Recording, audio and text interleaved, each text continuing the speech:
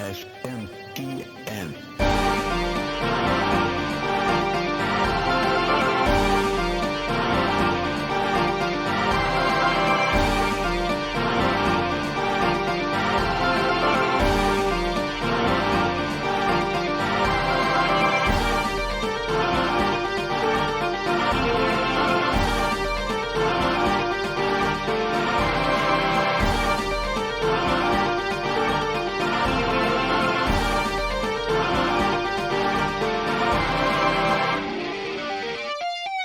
How's it going, everybody, and welcome to Shin Megami Tensei Network link 354. I'm your host with a tiny case of I had to get sick 2 times in 1 year because I guess that's just how bad my luck itis is, Spencer Presley. And joining me for this very special and probably either expensive or very embarrassingly expensive episode is Jan from youtube.com / I'm going to try and remember this right. Is it Yandere Goku? No, is it Yandere Gogeta? Yandere Gogeta, yeah. Thank you. So there's only like 9,000 Dragon Ball combinations of Goku, Gohan, Gogeta, Vegito. I mean, like, now what you have to do is you have to have, like, a YouTube rivalry with, like, Yandere Vegito. That has to be, like, an inevitability for your channel. Oh, yeah, for sure. There's actually a meme whenever it hits, like, April Fools. I go by Kudere Vegito. That's, like, my alter ego. That's, like, my shadow, you know? I gotta go head-to-head with him someday. Now, for your Bizarro Yan, like, what are their like what are they known for? Like, what's the opposite like behavior for you online then? Oh God, opposite of me. So probably I hate Persona. I don't waste a lot of money on collectibles. I probably would not be on YouTube. I would probably be on like some random forum doing whatever. Yeah, like Tumblr or something like that, just talking about something crazy. I don't know what the opposite of Persona would be. Something I don't know. Really into Tales of. Really love Tales of. Big fan. Yeah, something like that. Some like other random JRPG that I get super hyper fixated on. Well, yeah, Jan, I appreciate you coming on, especially so last minute during the holidays. But as I was telling you before we started recording, I'd been algorithmed into watching one of your more recent videos about your collection, and it had sparked a thing in me because I was like, oh yeah, you had done a video recently. Well, probably not that recently because time is a flat circle. But how long ago was it that you had last done your most expensive Persona items? That was about 8 months ago, I think, at this point. About almost a year. Yeah, that was a while ago. So, for anyone out there who doesn't know who you are, what kind of videos do you do online, and what's kind of been your current fixation for stuff you're putting out on YouTube? For those who are not familiar with the stuff I do a lot of mainline Persona content. I do anything from just normal discussions about just the series at large. Sometimes I'll do analysis videos, like I did analysis videos for every Persona 3 character. Now I'm going through the older Persona games. I just beat Eternal Punishment about a couple days ago, so I can officially say I'm not a fake fan. I beat all the games except Persona Q, but we don't talk about that. We'll just ignore that for now. But besides that, I make a bunch of stuff. I just nerd out about Persona in general, and also getting into some SMT and metaphor stuff here soon. Now, is there any like reason or like what can we do to get you back into making Tekken content? Is that like any like old Eon fans' ears like, damn man, we need you to get back into the Tekken 8 streets? Where's all the Tekken 8 videos, please? Damn, dude. The Tekken videos, oh my God. So the Tekken videos I made back, like, it was around COVID time. I was still in high school at that point, I think. And I was just sitting there with nothing else to do. And I was like, man, I gotta do something with my life. I can't just sit here and quarantine all day long doing nothing. So I was like, yeah, I got really into Tekken at that point. And I didn't think you would actually bring that up. That's crazy. Oh man, I mean, my favorite button always on everyone's YouTube channel is not popular or latest, is oldest. I'm like, what is the oldest video that people still have on their channel? Yeah, the Tekken videos, I would honestly, I don't know if I would ever do Tekken again. Maybe I would, but I would like to do other fighting game stuff at some point. Maybe another time when I run out of like ideas for Persona or just want to branch out. I would love to do something for like Street Fighter or something like that. I think my Tekken days are behind me. I don't have the dexterity in my fingers to do Tekken right now. I mean, I'm just saying, there's a tiny indie game that just came out recently called Sparking Zero. I don't know if you've heard of it. Oh yeah, that is true. I could make Sparking Zero content. I could. That's for sure. I actually, Because I mean, believe it or like, not, I haven't played that yet. I have not played Sparking Zero. were you more of a what was your go-to Dragon Ball game growing up playing?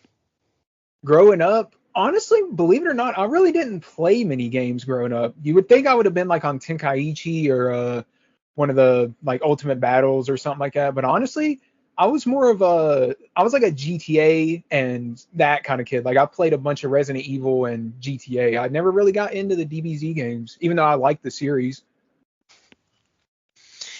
I will say, yeah, like Sparking Zero is definitely on my very long list of shameful games I still have not bought in 2024. But the few times I've played it, I was like, damn. Even as like a Budokai guy, I was like, yeah, this is like probably the best Dragon Ball game we've had in years. Oh yeah, the only game that was on its level was Dragon Ball Fighters, but not everybody's like a fighting game fan like that. So I think Sparking Zero is like the perfect game for Dragon Ball right now.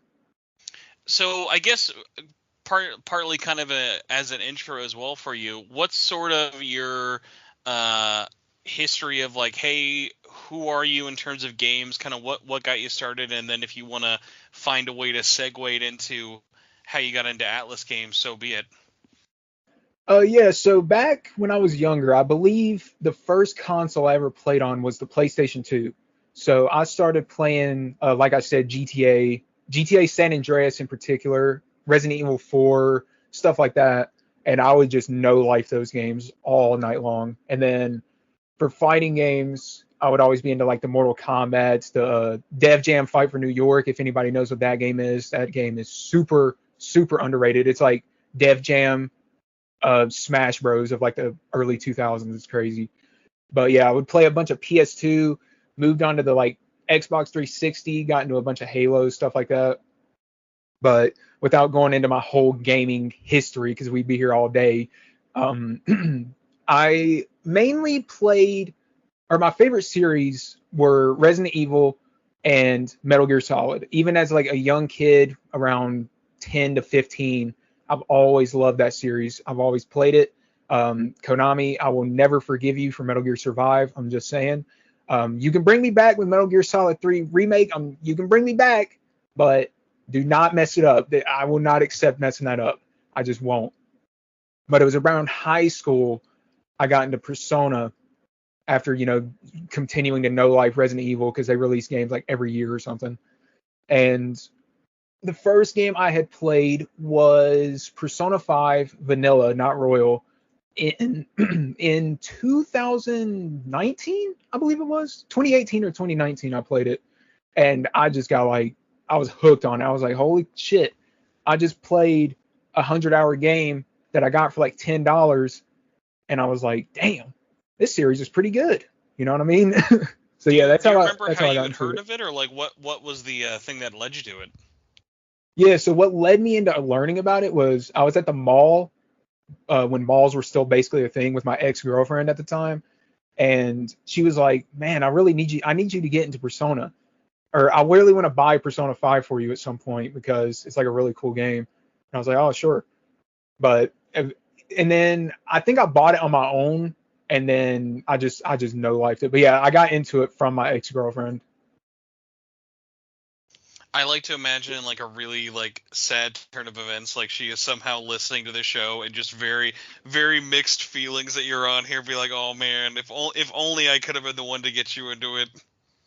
Hey, the only I don't know if she's that into it. Like I don't really know. She's probably not into it like I am. I would I be mean, very I don't know, doubtful, man. I but don't meet many people who are like, oh man, you really got to get into this. Like, I'm like, I've had many relationships where I'm like, I'll be with people and they're like, oh yeah, tell me what this game do you like podcast about for the last 10 years? Like, it's all right, it's all right. You don't got to worry about it. Don't worry about it. You'll be fine. Hey, maybe. Hey, Sarah, if you're watching this, hello, I guess. I don't know. Please don't find me. Yeah, please, please. Yeah, that's an interesting topic for sure. But so you played P5 at like what, the worst time? Uh, Because it would have been, because you bought P5. It was because it was P5 and not Royal, right? yeah, So you bought it, and of course the accountants at Atlus heard you, and then like 12 months later, Royal came out. yeah. I think it like when I bought it, I believe it was like a few months later Royal came out, and then I bought that immediately and played it again immediately after it. Man, I mean, like, hey, it's always so funny. Like, people do that. Like, there are just as many people who do that versus the people out there who are like, oh man, I could never do that, or like how can Atlas do blah blah blah. And it's always so funny to me when I see people like complain about it, but then it's like, I mean, hey, I get it, but also like I feel like there's got to be way more people out there who just double dip and play both back to back than complain about it. Yeah, I would say so. I know many people who have done that. A lot of people who did really like in the exact same spot as I was, played Persona 5, Royal came out, played it immediately. Because you want more of the characters. Like even though it's a 100-hour game, you get so invested. It's like, well, shit, I'm gonna just play it again. So who do you not who, but what did you end up playing after Royal? So you kind of got to this point, you're like, okay, like I assume was this like your first kind of big Atlas game you had played? Oh yeah, for sure. So at that point, were you just sort of like, okay, well, do I want to work backwards? Do I want to just jump into like all the dancing spin-offs? Like the world was kind of your oyster at that point of like, how did you kind of decide, all right, well, what am I gonna sink my teeth into next? You know, the timeline's kind of weird because I know for a fact shortly after I beat Royal, I definitely went into Golden not too long after because that's when it finally got released on Steam. Everybody was happy about that, and it was very good timing for me. But I can't remember if I had played the dancing games or if I went straight into Golden. I might have played Persona 5 Dancing and then not played any of the other ones because obviously I want to play those games first so I can experience the characters and everything. Because those games are just all fan service, if we're being honest. So you can't really enjoy them to the full extent if you haven't played the original games first. So I would imagine I played Persona 5 Dancing, then went into Golden on PC, and then after that I went into Persona 3 Fest, and then shit like 4 or 5 years later I finally played the older games. Yeah, God, because it is funny of like how it feels like it was so much longer ago with it, but yeah, that we had Royal and then Golden came out less than 3 or 4 months after each other is really, really crazy. Yeah. But besides that, because I was thinking along with it for it, we actually kind of recently had a tiny bit of news. It didn't get as much traction as I kind of thought it was, but I mean, it's a very kind of specific Sony Asian thing they do. Did you see that the award that Persona 4 Golden won this week? I saw it won it. I wasn't too sure what it was. Can you refresh my memory on it? Yeah, so for anyone who doesn't know, Sony always does the PlayStation Partner Awards, and I think they used to do them worldwide as well, but they're usually primarily held in Asia. And this one, because it was the 30th anniversary of PlayStation, they were doing a Generations Award. So normally there's a like Game of the Year voted for by like users, developers, or like business partners at Sony and PlayStation. And because this was the 30th anniversary, every single PlayStation system, not just like console, but every single system got a game of the generation that kind of meant something to it. So like Final Fantasy VII was on PlayStation 1. Actually, I think it was Final Fantasy VII, and then Final Fantasy X was PlayStation 2, and then Persona 4 Golden got the PlayStation Vita. And it was just really funny of like, man, and, and like I've got a very interesting like history with not only Persona 4 but especially like the PlayStation Vita of like it's so funny to like be like, oh yeah, the system's best game came out in the year that it came out, but then at the same time it's like, man, it's not even like a detriment to the system because like there are so many great games that came out on the Vita, but it is just so funny of like I just like because like a generation award is also, it's not like it's saying it's the best game on the system, but like for so many people out there, like I hear all the time, oh, I only bought a Vita for Persona 4 Golden, or like, oh, like you have to play this game. And like I was the same way. Like I bought the system the month before Golden came out, and the only reason I did was like, oh, it was like I'm an Assassin's Creed fan, like I'll pick that up. But like I ignored all these other games on it until Golden came out, which is so funny to be like, oh, why are you buying this like almost $300 handheld? It's like, oh, I gotta play this PS2 RPG in HD. Yeah. But it was just one of those funny ones of like, yeah, like how special that game is, and for so long, because like that it went 8 years without ever getting ported. It was just so funny of like the amount of people all the way up till even 2020 and even after who were like, oh yeah, I'm really into Persona, like, or even Persona 5. What should I play? I'm like, suck it up, spend $100, get a used PlayStation Vita on Facebook Marketplace, and then just download P4G, and you won't regret it. Oh yeah. Yeah, the Oh, Vita is such a good handheld, man. Even disregarding Golden, which I didn't buy the Vita for Golden, but I mean, damn, if it wasn't a good investment either way, I mean, holy shit. so what? So for you though, what's your kind of history with the Vita? Because I know you've got a couple of games and stuff with it, but did you have one and play it very much, or what's your kind of experience with it? My experience with the Vita, I played. I mean, Golden's definitely the game I put the most hours into because I think that's the longest game I played on the Vita. It's like 70-ish hours, and I played it multiple times on the Vita too. There was actually a point where I had played Persona 4 Golden in Korean on the Vita because it's like one of those really weird things. I do trophies in different regions. It's like an obsession kind of thing. I just it's just one of them weird things I do. But Oh other no, than you're that, we're a lot of we're the we're a bunch of trophy sickos here. You don't gotta worry. I've got my every play. Not I'm not like Lucky Slime levels of like horribly like disgusting about it, but like I will do systems and usually Japanese English if I'm really really like hooked on a game. But like yeah, when we get to like I'm playing the like Chinese and Korean version, like I haven't gone that bad yet, but I definitely get it.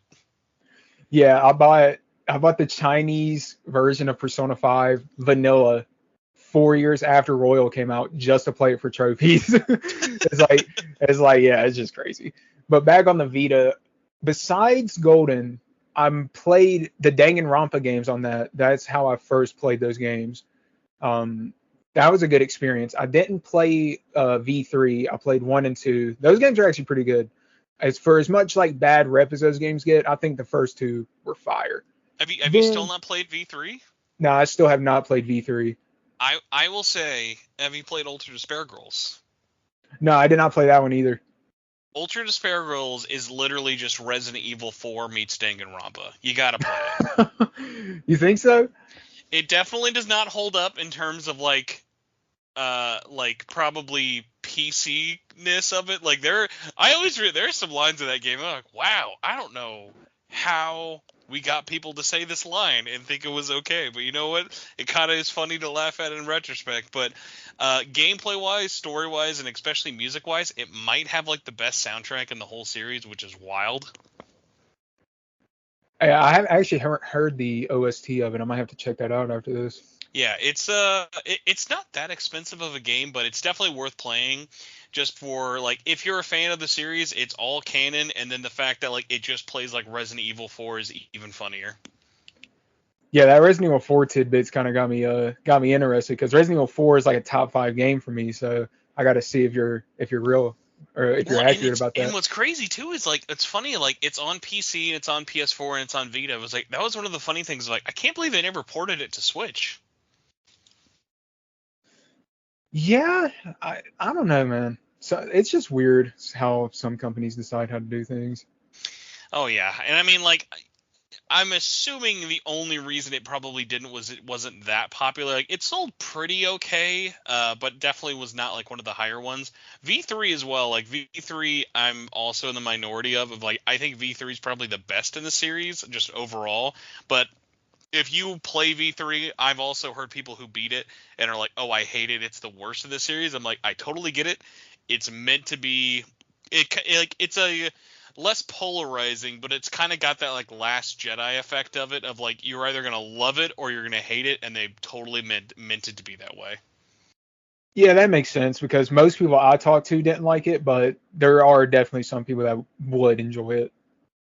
And I mean, I always at least welcome it. Of like, I've never at least met someone who played it and was like, "Oh man, I really regret playing it," or like, "Oh, I never should have done this for it." So there's it's you've at least kind of got that going for it. Of like, it's at least worth experiencing, even if it's not one of those ones of like, "Oh well, dang, I didn't do this," or I should have done that. Yeah. But besides that, with I know especially from like your YouTube channel, you've got a lot of experience with Persona and stuff. What's kind of been your history with Megami Tensei or other Atlus series? Um, Outside of mainline Persona and stuff like that, I haven't actually delved into much SMT. The first SMT game I played and like really tried to beat was actually Vengeance that just came out not even that long ago. I mean, Oh, nice. when did What do Vengeance you come out think? actually? That was June. It's not even been 6 months. Damn, June. Oh my God, it feels like it hasn't been that long.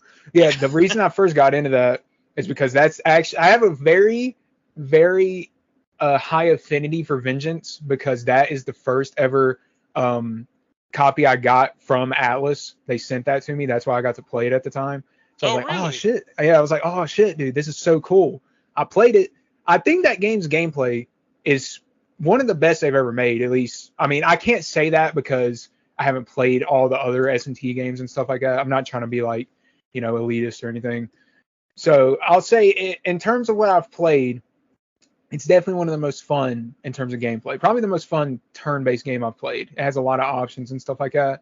Story in terms of the Vengeance route, I have not played the original vanilla SMT5 route. I thought it was pretty decent. There was some stuff in the later half I didn't like, but other than that, I think it was pretty decent. I can see what they were going for with it in terms of story. Gotcha. Yeah, it's been one that's I've really enjoyed going back to, especially just through either checking out the other updates they've done, like the recent one where they added the new DLC quest and a couple other things. It's been fun to like sort of like step back to, and has always been one of like, man, I really loved this game back when it came out in 2021. But it's just been really funny of like seeing how many more people got to really enjoy it. Definitely helped having it on more systems, more people playing it, and just like more support as well has been really wild with it. And I think it's a funny one of like there's much like Persona is a very similar thing with this of like there's no one perfect game in any of these series to recommend, which is always so funny of like I think 5 Vengeance is probably just the go-to because it's the most modern, but even then like if someone wanted to jump into the first game or even Nocturne, like you're probably just as likely to be into it even without a lot of the presentation stuff being there. It is funny though, especially comparing in a year where we've had Persona 3 Reload and Metaphor. I do love how, and by no means is this even on purpose, but it is funny. Like, man, the menus by comparison in Vengeance look so boring. It's so funny. Like you look at how much presentation and like effects like they go into like everything with it with SMT. It's just kind of like that Dragon Quest thing of like, no, you're good. Here's some boxes. They're good. They're fine. You don't need any more.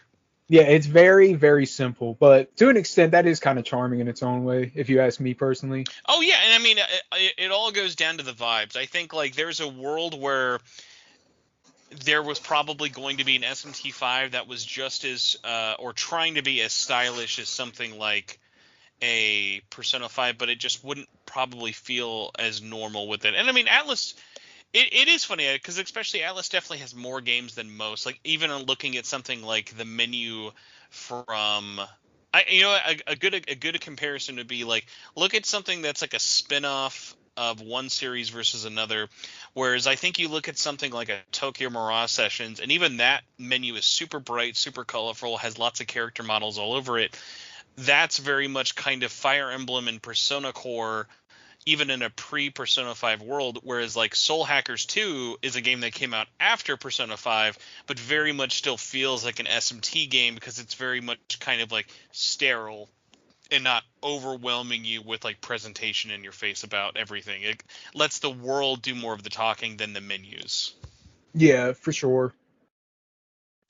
Now, with that kind of being your first game, has there been any interest, at least for you, to be like, oh, hey, I should really like, what's kind of like, if not crept up on your backlog, what's kind of up there next is like, oh, I really want to get to this game next.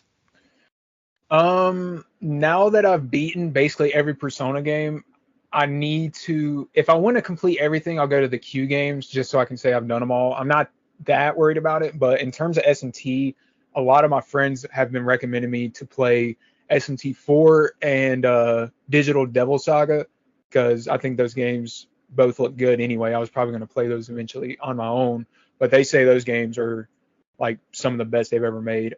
And also Devil Survivor. Devil Survivor is.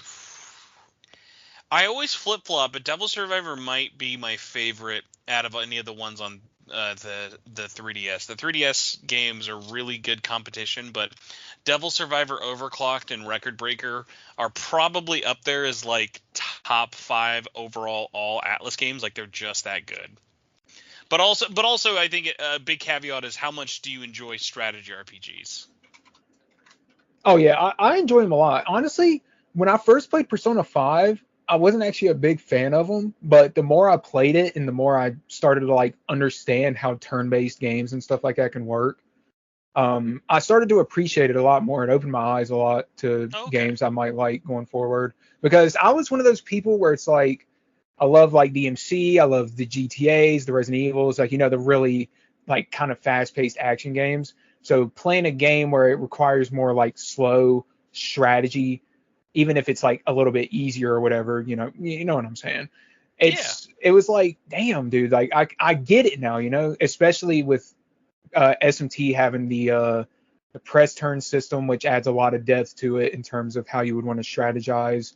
And then Persona's simple, like semi something like the press turn system with the one more system. And it was like, damn, like, okay, I get it now. It was like the Danny DeVito meme. I get it now. How about for kind of jumping ahead a little bit, but I know we've had crazy. I think it's been almost 2 months now. But where are you kind of settling at with Metaphor? Of where's that kind of ranking? Where are you coming off of from playing it? So Metaphor, I said it in my review. I don't know if it's a hot take or not. There's been a little bit of mixed reception on it, especially from Atlus fans. I personally think, even coming from a Persona like mega fan, I think Metaphor, for me personally, is probably their best game because I think the story was just amazing. I think the gameplay was good. Basically everything I loved about it except like small things like the end game with like the dungeons and reused assets. I wasn't a big fan of how they did that, but I mean at that point I'm just kind of nitpicking because the gameplay itself is still good. So yeah, I think Metaphor, if they want to make that like the third pillar of SMT mainline Persona and Metaphor going forward, I'm like totally cool with that. Well, it's kind of funny of like the third pillar's been such a joke with us for a long time, but one of the crazy things about it is kind of like I don't know if they have a choice at this point now because the funny thing is like it's sold so incredibly well that it's like, yeah, how do you not just iterate on this? Yeah, it would be kind of dumb not to from a business standpoint. And I mean, I think as well with it though is the nice thing with Metaphor as opposed to like something like TMS or Soul Hackers is the fans overall very much enjoyed it and the sales were definitely there. So it's a lot easier of a thing to be like, okay, let's continue on with this. Let's really like see what else is here, even if it just ends up being something like, oh hey, we're gonna do an expanded version first, maybe on Switch and other systems, or like, do we just want to, okay, let's suck it up, pull our bootstraps up, and for the next 3 or 4 years work on Metaphor 2. Yeah. So quick ones I want to get out of the way, just because I am always morbidly curious of, like, especially for modern fans, which versions they kind of played. So what did you play then for Persona 1, like, version-wise? Oh God, people got okay. I'm glad you asked that because I played PSP version for all the old Persona games, and Okay. then Persona 3 I played FES, Persona 4 I played Golden, Persona 5 I played Royal, Golden PC, Royal PS4. But I'm glad you asked that because people got so upset with me because I made the Innocent Sin video about what 2 weeks ago or something like that. At this point, Hmm. people were like, "Dude, why are you not playing the PS1 version? It's so much faster. It's so much better." I'm like, For "Man." Innocent Sin? I'm like, yeah. I was like, well, first of No all, the way. game These people, wasn't officially I'm not, localized. I'm gonna say full stop. That's got to be someone lying to you. No one in the year of our Lord 2024 is saying, "Oh, bro, you got to play the PS1 version of Innocent Sin." Persona 1, I'll give you some, like, I can maybe see it. Persona 2, Innocent Sin, no one, there is nothing lost in those PSP remakes. That's so wild. Yeah, and another, like people always tell me it's like, oh, the PSP versions ruined the OSTs, but I go and listen to both of them. They're both like fire. They're both good. I see what they're saying with the differences, but it's like, bro, can we not act like the games are just that much worse in terms of OST? That is cap. That is so not true. Come on. That's hilariously wild. That's a take I've never even heard in my life. But I mean, it's the internet. I can't say I don't believe it. Sadly. Yeah, and then okay, so in the Innocent Sin video, the main thing I said was like the gameplay was like too slow in term on the PSP version. It just felt like setting up the actions took too long.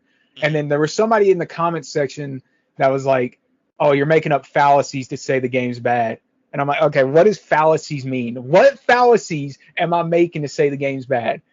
And then I play Eternal Punishment on PSP because the fan translation finally came out. Then it's like, oh shit, Atlus knew the game was too slow, so they made it faster. I'm not making shit up, guys. I know the game is slow, and then they made it faster. Yeah, that PSP version still hurts that we didn't get that officially. Like, I like to believe we'll get to play it one day, but it's like, it's such a shame that is such a good remake that so few people got to play. Yeah, in terms of faithful remakes, if we're gonna talk about like faithful, I mean shit, dude, that's about as faithful as it gets. And it added the Tantia scenario. Oh man. Yeah, one of my favorite things about the PSP one that I've always meant to, like, do more stuff to show off, but the funny thing about the PSP one is the DLC that, like, almost no one ever talks about. They added, like, these weird little, like, downloadable, like, side missions you could do. Yeah, I actually never heard about that. I'm not even gonna cap. They were, I mean, like, it was a thing of, like, it was an interesting concept. Like, PSP DLC is such a weird time in history because it was like they were like downloadable quests, and it would be like, oh, here's like little extra side missions that would be like, they'd still be canon, but they wouldn't be like anything major to the story, but it would just be like little extra like missions you could do. And it was just always interesting of like, oh, this is like a really cool idea that they just never really expanded upon um in the later games, but was always just like a interesting kind of attempt at like trying stuff, even though like we never got them over here. It was like, oh, it'd be cool to see though, because like there's a good idea there, you just have to like actually make it happen. Yeah. So I think the last one I'm gonna have to call you out for, or just out of morbid curiosity, have you gotten much progress, or what are your thoughts on Portable for Persona 3? Oh, I got a hot take on this one. I'm glad you asked. And I do not feel any shame saying this. I enjoyed Portable more than I enjoyed FES. Oh no, you're on the right side of history. That is my take completely. Ironically, before Reload, I was always like, yeah, the answer is not worth playing Fez over Portable. I was always like, I liked the visual novel like things they did to like add into it, the other route, all the extra little stuff with it. I was like, this was the perfect way to play this game for so many years that it literally took them remaking the entire game into basically another Persona 5 for me to be like, okay, Like, and even with Reload, it's funny, like, even with Reload existing, I'm still like, yeah, you should still play both, but obviously Reload is, like, the better one to play out of the two. Oh yeah, for sure. So, for Yeah. you, though, what did you like about, what did you like so much about Portable back in the day compared to Fez? So okay, it's very simple, and people hate to hear it. I think not being able to control the actions of the party members makes the game feel so boring. I get the tactics, I get what they were going for. I read the developer interview. They said they wanted to do it because it makes your party members feel more like distinct and individual. Okay, cool. Uh, it makes the game feel so slow and so annoying because I'm not playing the game half the time. For 3/4 of the party members' actions, I'm watching them do whatever they want. And let's say I want to do something that's not technically optimal, I can't make them do it because they won't do it. So basically, for me, it's 100% gameplay related. I think the story of both is basically the same, even with like the cutscenes being gone and Portable. I didn't mind that at all. It's mainly just gameplay. I just did not enjoy the gameplay of Fez at all. No, I get that for sure. Um, Now, having played so many of the Persona games, do you have an easy ranking for them? Are there any of the weird ones where it's like, it's been kind of hard to pick, or like what's been at the top and has it kind of moved over the last couple of years? Ever since beating Persona 4 Golden, I've usually said that's my favorite. But the more I think about it over the years, I mean, it's kind of funny. I made a video about why Persona 4 is my favorite. But after making that video and I've been playing it more to get footage for it for like the analysis videos and stuff like that, I'm like, damn, like this game, I don't know, bro. Like maybe I had some rose tinted glasses on this game. But then I was like, and then I'm like, well, shit, this game has too many good things about it to say that, because then I remember the Heaven Dungeon and everything that comes after that. I mean, that part of the game is just so good that it reels me back in every single time. So I would probably still, even despite the things I don't like about Golden, in a lot of ways, I would still say that's my favorite. But then after that, it gets weird because like I said, I've recently beat Eternal Punishment, and I think that is the best story in Persona, if you ask me personally. But the gameplay holds that game back. So do I say that's top three, top two, top 10, top one? I don't know, because when you start talking about the gameplay, that's when it gets really like dicey, especially including spin-offs. I mean, shit, if you include the spin-offs in that, we could be here all day. No, yeah, I feel like I'm definitely guilty of sometimes almost over loving the spin-offs versus the mainline games. Of like, especially back when it came out. Actually, it was funny. It was before it came out in the West, but because we got Royal right at the same time Japan got Persona 5 Strikers, I remember telling people, I'm like, dang, bro, I think I I think I like Strikers more than Persona 5, and then just people be like, no way, no way, like no chance in hell. But even other stuff of like the only case where I'm like, man, I wish someone would say this, but I've never heard it. But if I'm sure someone out there exists, I'm ready for like someone to like out themselves online and be like, oh yeah, like my favorite game is Persona 5 Tactica, and like I love that game, but I'm like, man, I'd love it if someone was like, no, this is the best Persona game like ever. Like that'd be so funny to me. Best Persona game of all time, Tactica. Honestly, I'd respect that so hard because that game is super underrated. Oh The yeah, fact they revealed that alongside Reload was a death sentence. I there's so many weird things about Tactica, but like I think Tactica was a great idea that probably should have come out not last year.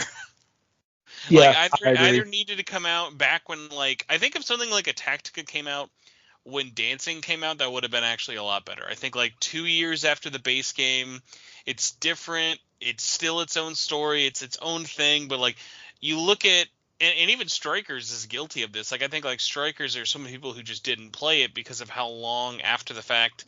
Even though Strikers is a lot more easy to just kind of pick up and play as a direct sequel versus something like Tactica. Like if you love Persona 5, that doesn't necessarily mean you're gonna love how Tactica plays. Oh yeah, for sure. And that's kind of the thing with the spin-offs. A lot of them explore different kind of gameplay elements. So Q, from what I remember, they went back to the first person dungeon crawling. Then Persona 5 Tactica is strategy. Persona 5 Strikers is like the Dynasty Warriors kind of games. The arena games are fighting games. That's why those games are my favorite spinoffs personally. That is just love it. I know I'm in a minority with that. Most people say the arena games are the worst spinoffs. Definitely disagree. Oh 100%. no. 100% on that. Yeah, no, the arena is great. I'm one of the 7 people who bought a copy of the Switch and PS4 ports, so I was happy about that. I know those games are extremely dead online-wise, but I like to imagine maybe one day Arc System Works will get desperate enough that they'll make another one. It's funny you say it's dead. I actually made a video called Ultimax is not dead, and it's because I don't blame people for saying it's dead, because realistically, and if you compare it to like Street Fighter or something like that, if you try to hop on the game and just play it like standard, it's gonna be kind of hard to find somebody. I'm not like immune to this, or not immune, but deaf to this knowledge. But I recently commentated a tournament for Ultimax. I play the game competitively and stuff like that. People are still playing that game competitively. People love that game. So I gotta ask, who do you play in Ultimax? Hey, I'm a Narukami, bro. Narukami Nation, man. I play. I think even since OG Arena, I've always mained Yosuke. Hey, Yosuke's a good pick. He's good. He's good in that game. He is not meta relevant, but damn if I'm not a sucker for a fast fighter and also doing those damn flips. It depends on whether you play Shadow or not. Shadow Yosuke is he's pretty good. He's like high tier. I do vanilla, but I can mess around with it a little bit. The Shadow ones were introduced just late enough for me where it was like, okay, I get what they do, but like my muscle memory is already there for him, that like I always like not having the burst and the other things with it. It's like I know I can do it, I just don't ever really go out of my way for it. But I do always love the differences the Shadow characters have. When did you first play any of the arena games? First time I played Arena was right after beating Persona 3 Fest. So that was 2021. Right after I had beaten Fest, I'm like, yep, this is depressing. So I had to go on to the next thing. I was like, Persona 4 is beaten, Persona 3 is beaten. Now I can play the arena games. And I was like, damn, these games are fire. Because it's one of the main things I don't like about modern Persona in comparison to like 1 and 2 is that they feel kind of closed off from each other. And the arena games really supplemented that, because you get to see the Persona 3 and 4 characters together, and it's actually canon, unlike, well, all the games are canon, but Persona Q, they forget everything. Persona Dancing, they forget everything. So it was really, really cool to play that story and see them interact and have it actually happen to the timeline of events. Yeah, and it's like it's that thing of, yeah, they're always canon, but in a way that where there actually is like consequence and that it matters, of like seeing grown-up Junpei, or like seeing Rise after the events of like 4, like it's stuff like that that hits home a lot harder, seeing it more than just being like playing Persona 5 and seeing like, oh cool, it's a Rise poster, like that does nothing for me. It's like, okay, well that doesn't mean anything to me. That's like, it might as well just be like an Easter egg. Yeah, it's funny because have you played Persona 5X, like the Chinese one? Mm-hmm. Okay, so in that game, there's also that Rise poster in Shibuya. So it's like, okay, does Rise exist in that universe, and then the Phantom Thieves don't, or like, do they exist and they're just not the Phantom Thieves in that universe? We don't know.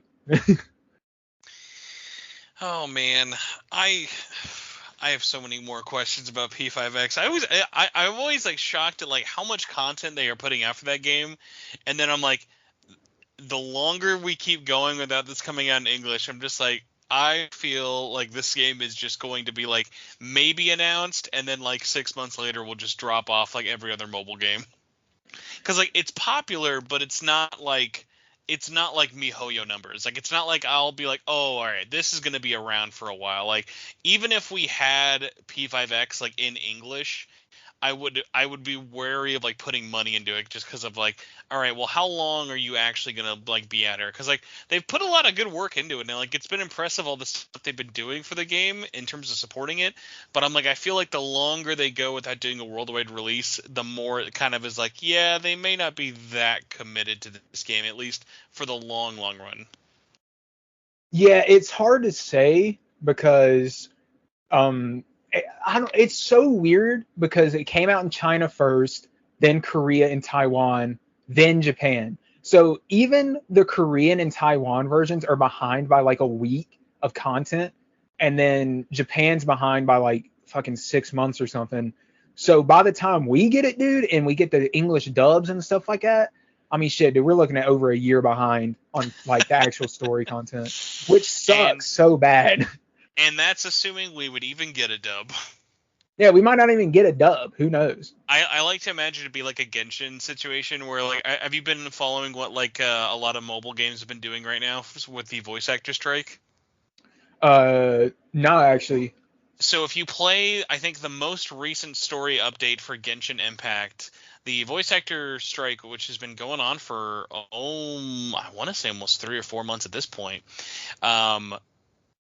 The only characters who have any new dialogue in English are like Paimon and like maybe one other person. Like they're the only non-union actors who are in the game, and everyone else is just silent. They didn't recast them, but like they are all just no words at all. If you play in any other language, Chinese, Korean, Japanese, they're all voiced, but the English, all the new story updates are like 98% silent. It's so funny. Wow, that's bad. That's really bad. Yeah, so like even if we got Persona like X coming out here, none of that's been recorded. So then you would have to be like, okay, so either are we just going to get a bunch of like people off of Fiverr to do this voice dub, or is it just going to be Japanese only? Yeah, it probably would just be Japanese only then. But I mean, we'll see. We'll see. So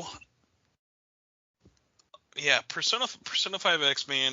I wish it the best, but also it's a gacha game that I know what it would do to my wallet. So I also at the same time, please continue to stay very far away from me. My wallet does not need you. I will be fine. Online Tycoon though, just become your own app. Can I just play Tycoon on my phone, multiplayer online? That's really all I want. I don't even need the rest of the game. I just want to play Tycoon. You know they got a ranked mode for that? Hell yeah, they do. They knew better than Atlus, man. I remember playing P5R and I was like, man, this Tycoon game is really good. And then the fact that there is no way to play with any other live human being is incredibly depressing. Yeah, that's the weird thing about P5X. I think a lot of people are writing it off because it's a gacha game, and look, I totally get it. But I'm just saying, dude, if you've played the story, I know it's very hard to do that because it's not in English or anything. But if you've played it, I mean, I'm saying, dude, like the characters in that game are low key on the same tier, if not better than the Phantom Thieves themselves. I'm just saying. Like Arai is great, and Soya is great, dude.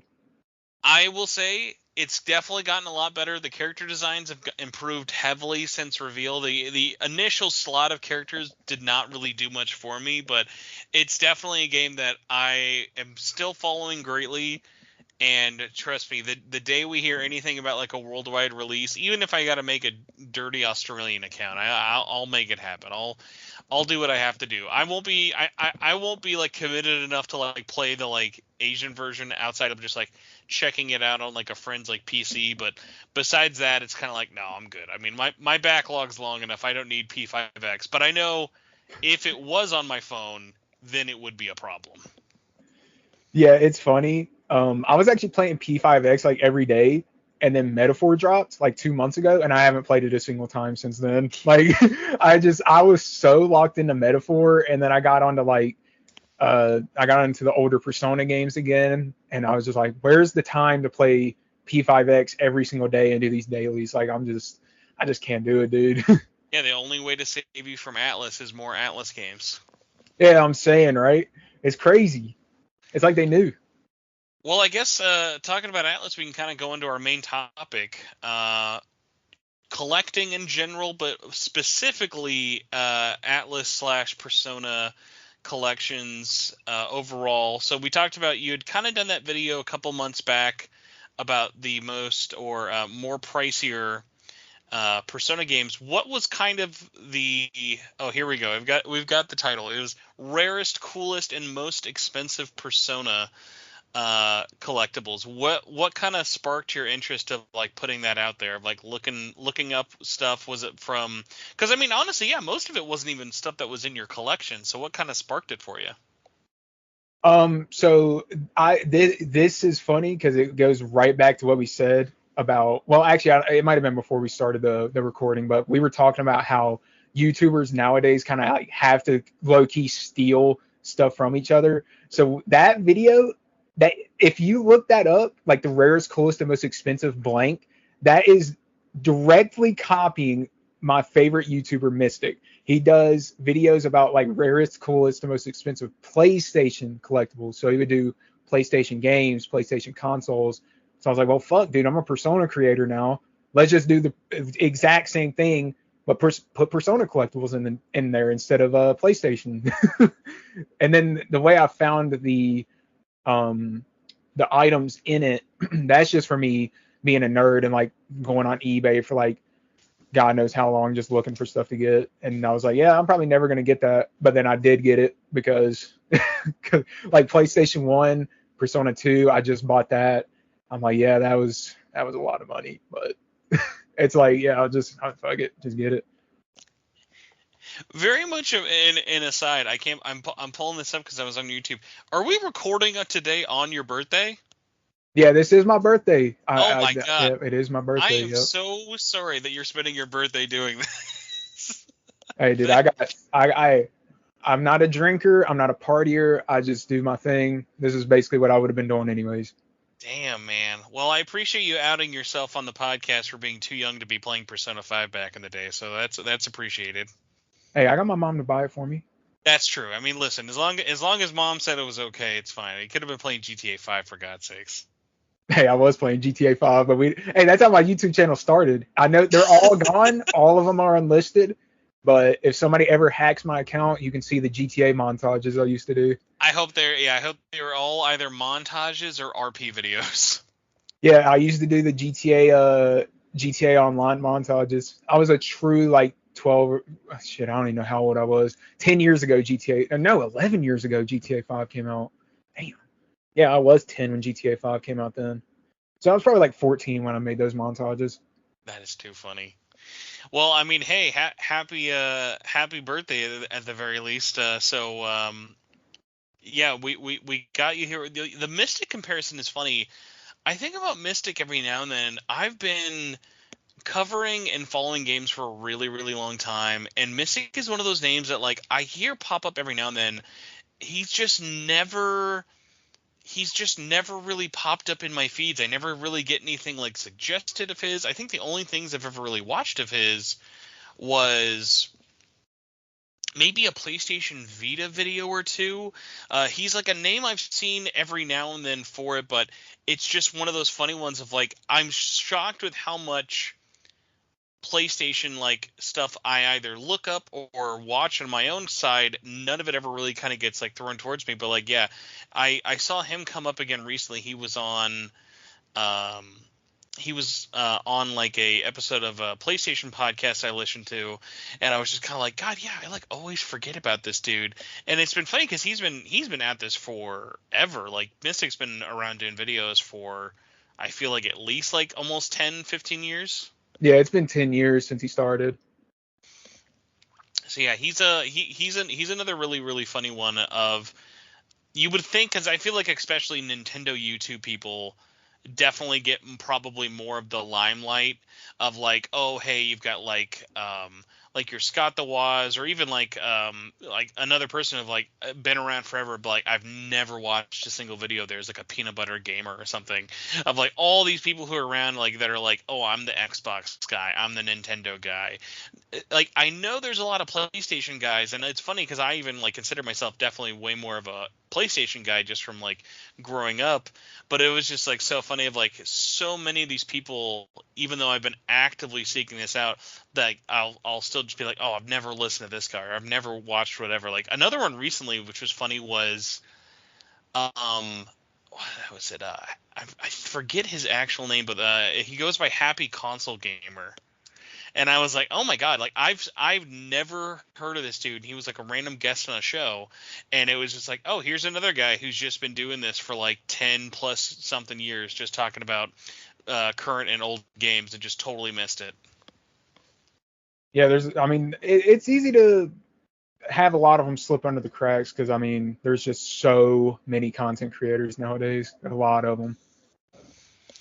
But yeah, so after you blatantly ripped off Mystic's rare expensive cool stuff, the first video came out. Was there any kind of like surprises when you were doing your research of like, oh man, I had no idea about this, or like, oh, like any kind of big surprises for you? Yeah, I had asked Lucky Slime, who we mentioned earlier. I was like, yeah, I'm making this video. Can you hit me up with like anything you know? And I was like, he was like, yeah, dude, that Persona 3 and 5 dancing vinyl from Atlus that they sent to people, like nobody has that. And then I put it in the video, and then I see you comment saying you have it, and I'm like, oh shit, you're one of 50 people that have it. I was like, well, that's really cool.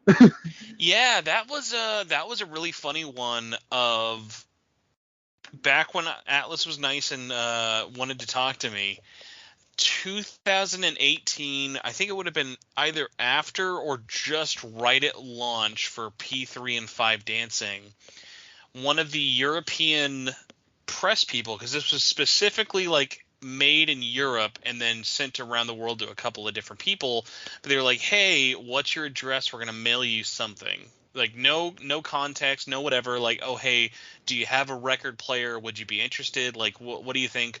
It was very much a just like last minute holiday like PR gift thing. And what was funny was even when we got it, there's no note, there's no nothing. I think I have an unboxing video of it somewhere on my channel.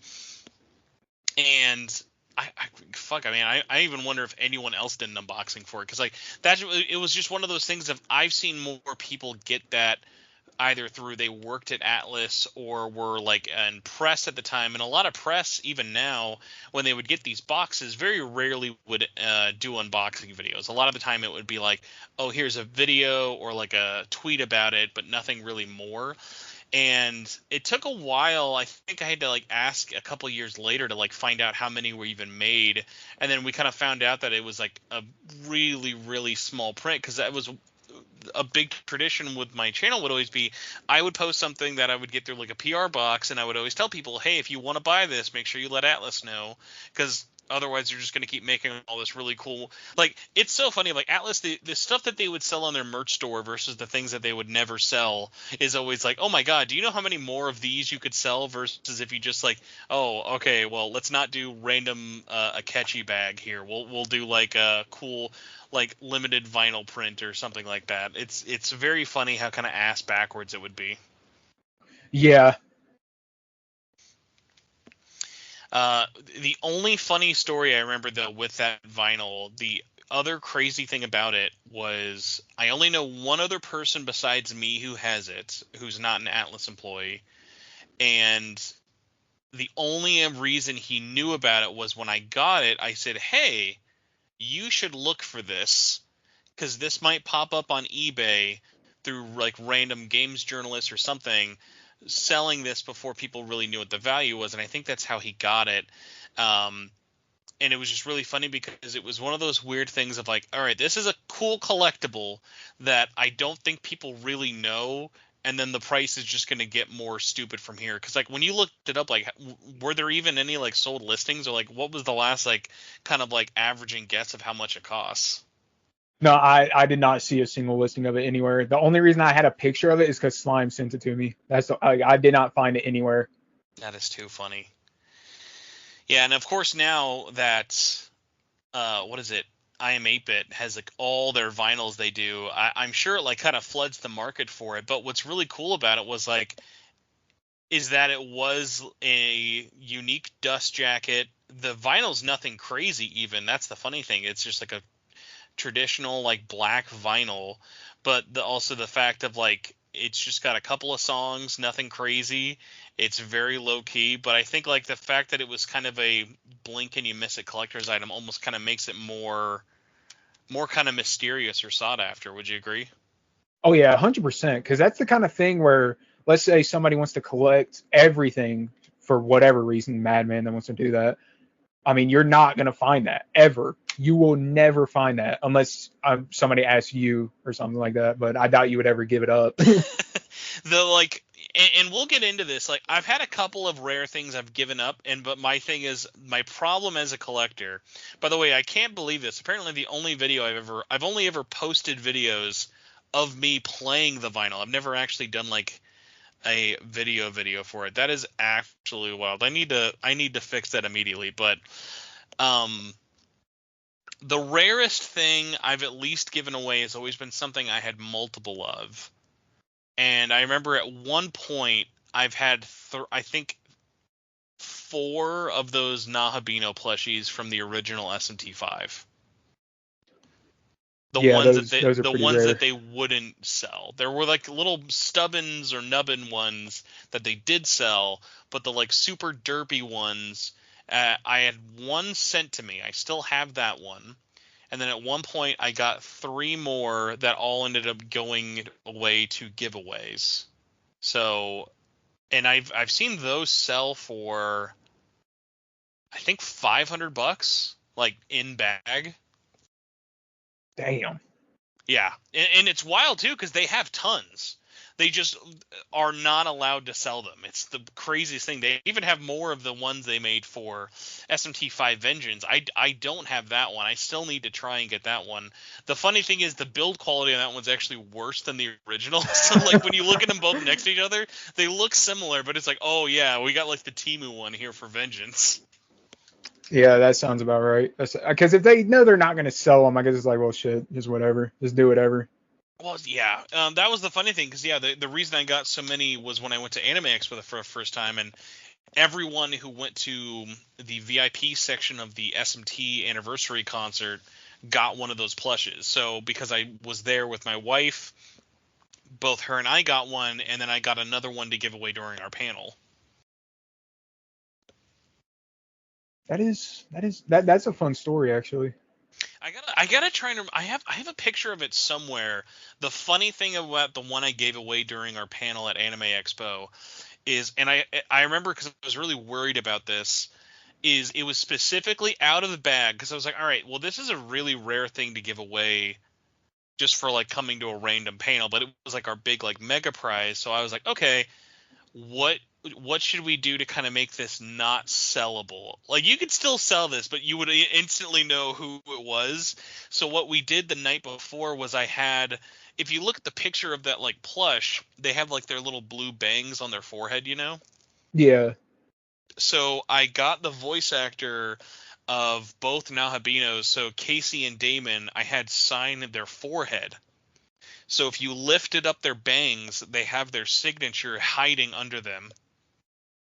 Oh, that's really cool. So it was kind of that thing of like, yeah, like it's not like it's gonna, because like there's people who like they may want to have it be signed, but then like I always think like plush signatures when it's just kind of like on the print looks a little weird, but I kind of liked the idea of like a hidden signature, just so like that way people would know it was from this Anime Expo and it was they were both there together, and I was like, oh, this would be perfect. And I remember being like, because I told my wife that, and like she's really really big into stuffed animals, and she was like, oh, I would hate getting a signed stuffed animal. She's like, I don't care who it's from, I would hate getting that signed. I'm like, all right, well we'll just see how they reacted. And the person was like flipping out. They were like, they were excited they got the plush to begin with because it was like it still is this crazy hard thing to find. And then another one, they're like all right, but yours has been doodled on. Here's your signature one, and they were like even more happy. Oh, that's awesome. I mean, shit, I'd be super happy to get one that's signed by the voice actors. You gave me like a Narukami plush, by signed by Johnny Young Bosch, dude. I'd probably, you'd have to stop me from doing something crazy. I'd be going crazy, man. Well, yeah, man, that's the hard part. It's like, well, do I get Johnny to sign the U merch, or do I get him to sign the Adachi merch? Like, how do you pick one? That is true. I guess whichever one's your favorite. That's true. So, first video talked about the merch, did pretty well. What kind of led you to want to do a part 2, and then were you thinking of doing a part 3, or was the plan eventually like, okay, I should do my own collection? Like, where was your head at there? After I did part two, I was like, okay, I've talked about basically everything I really want to talk about. I don't want to talk about things that I want to force myself to talk about because I'm not really a figure guy or anything like that. I basically talked about the rarest games and stuff like that that I already wanted to talk about. And then people were asking me on those videos because I put little snippets of me showcasing some of the items from my collection, like the Persona 4 Dancing Vita. Some people were like, "Oh, that was really cool. Can you show off your whole collection?" And I was like, "That's a good idea, but I'm obviously planning on getting a lot more stuff. So I should probably wait a little bit until I get that more stocked up." So then about 8 months later, I've got a bunch of the manga, I got a bunch of the games and stuff like that again. Finally got the Persona Q 3DS that I was wanting for a long time. Just stuff like that. Finally got it. And I was like, all right, shelf's looking nice. It's all organized. It's filled out. No dead spots. Time to show it off. God, I wish I had dead spots. I have the opposite problem of like, I'm like, what can we get rid of to make more room for things to display nicely? Like, I just need more shelves. I miss having dead space. That you see, that's funny because now I have run into that issue. I'm like, well, shit. I just bought Persona 2, but the problem is I got no place to put it because Persona 3, 4, and 5 are covering everything. So now my Persona 2 copy is with the Persona 4 stuff, and that just don't make no sense. So, before you really beefed up your collection, before the most recent kind of video you showed off, what would you say was at least your kind of personal highlight of your collection? Before I showed it off. Hmm. So, okay, definitely the thing I was very happy to get before I showed it off was the signed print of Yuko by Shelby Young. That was a very cool thing to have. That's like a priceless thing. Nobody would ever buy that because it has Yandere Gogeta on it. The quote from her, like signed by, for me, it's priceless. That's something that not every collector's going to have. They will probably never have it in the future because she's probably not going to sign that particular print. I mean, you could buy that print from the artist, and then have her sign it, but it wouldn't be like the same thing. Did you have did you have her sign it like through a Streamly, or did you meet her at a convention? How'd you get it signed? I just did it through Streamly because that was just like the most convenient thing at the time. I would love to go to a convention and do it, but like I live in the middle of nowhere, man. I live in southern West Virginia. There's just nothing around here, dude. I mean, I'm pretty in the middle of nowhere, man. I am in Kansas, so you don't get more middle of America than that. But That I is mean, true. hey, that's a good runner up though. I mean, because I'll always say this, especially if you've never been to any kind of anime convention, there are so many conventions, especially nowadays, that like look it up, and there's usually like websites for either video game or anime convention websites that just show you where they're at year round.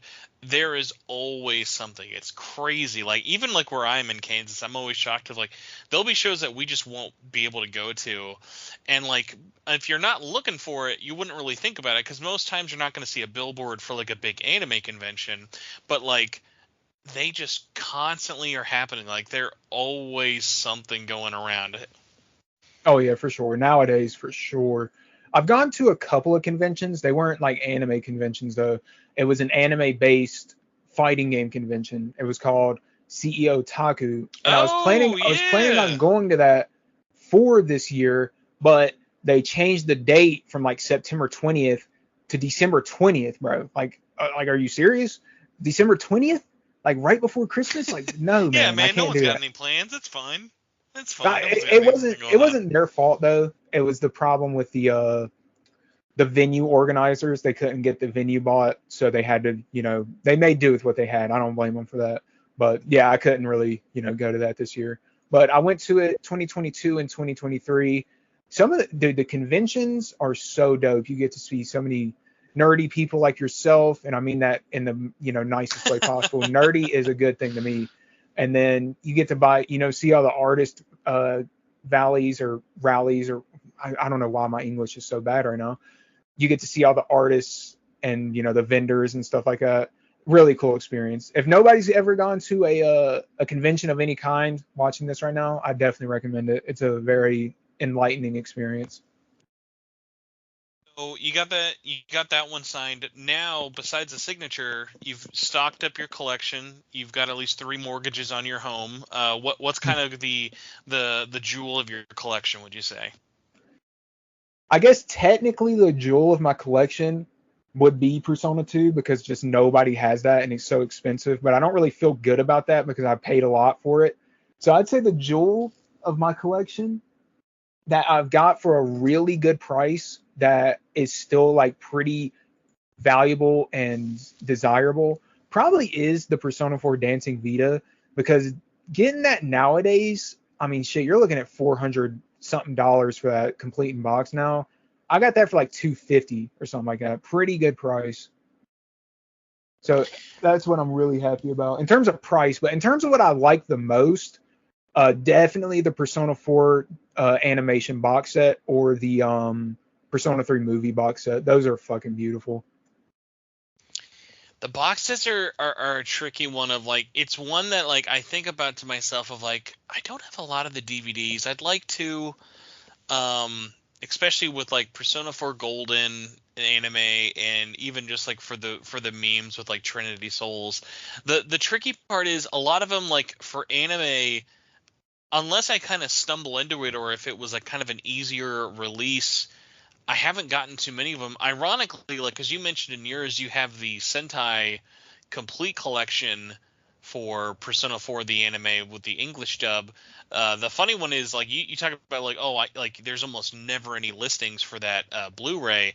I have the original first print runs where they split it up into 2 discs, so it was part 1 and part 2 released I think about 6 months from each other. So like one's got Yu Narukami on the cover and the other one has Yukiko on the Yeah, cover. yeah, yeah. Those I also never find with like the complete collection I think was probably printed a little bit more just because it was all in one place and a little bit cheaper. Whereas like both of those, I have those because of the week they came out, and this is just how different the world was like 10 years ago.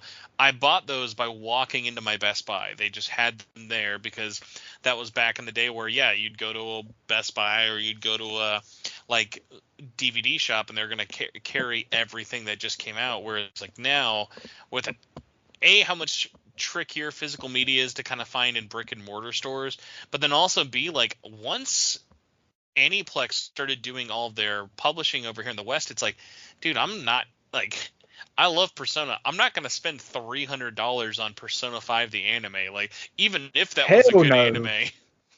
Hell no, dude. Hell no. Yeah, so like the prices are tough, but it's like at the same time, it's like I'm saying that while I'm looking at here at my like 5 copies of Persona 5 or like my 4 copies of like SMT 5. So it's like everyone's got their own different vices for it. I think it's a weird one of like I love art books and I love music and I love games and I can justify that a little bit more. But I think even with how much I love physical media, there's just a weird little thing in my brain of like how scarce it is and how expensive it is for something that's also not that great of a box set. I will say though, the box set they did for the Persona 3 movies, that's probably their best box set. That's like one I really wish I had bought, but that was during a time where I wasn't super interested in them and they were all immediately available for streaming. So it was like, well, it'd be cool to have, but also I might save the money. And then of course became really, really expensive. Luckily with movies though, it's especially if it's something that's even remotely popular. I feel it in my gut. I'm like, I'm sure we'll get like a 4K Blu-ray release of these one day. Like, it's not like they're never ever gonna get reprinted again, you know? Oh yeah, they did reprint the Persona 3 movies. Yeah, So exactly. So it's like even like having missed that big collector's box, it's kind of like with movies and anime, it's one of those things of like there's always going to be a way to watch it, and there's always going to be another printing unless it's like a really really extreme case. And none of these series, with the exception of maybe like a Trinity Souls, are really like that. Everyone who worked on them still has the rights. Atlus can put them out whenever they want. Aniplex can put them out whenever they want. oh yeah. Yeah, But Trinity yeah, Soul, those man.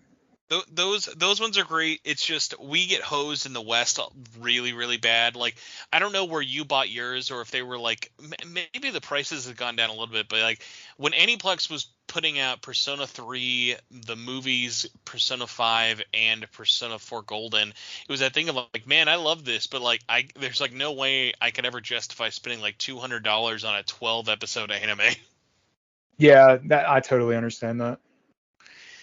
But yeah, man, especially if no one has ever seen it, like the full unboxing experience for the Persona 3 movie set it's fantastic. It's like it's one of the nicest things I've ever seen. That's such a great set. Yeah, the price has gone down. It's I think I actually just looked at the listing. There's a listing of it, 110 free shipping. I don't know if that's in your price range or not, but it's definitely more affordable now.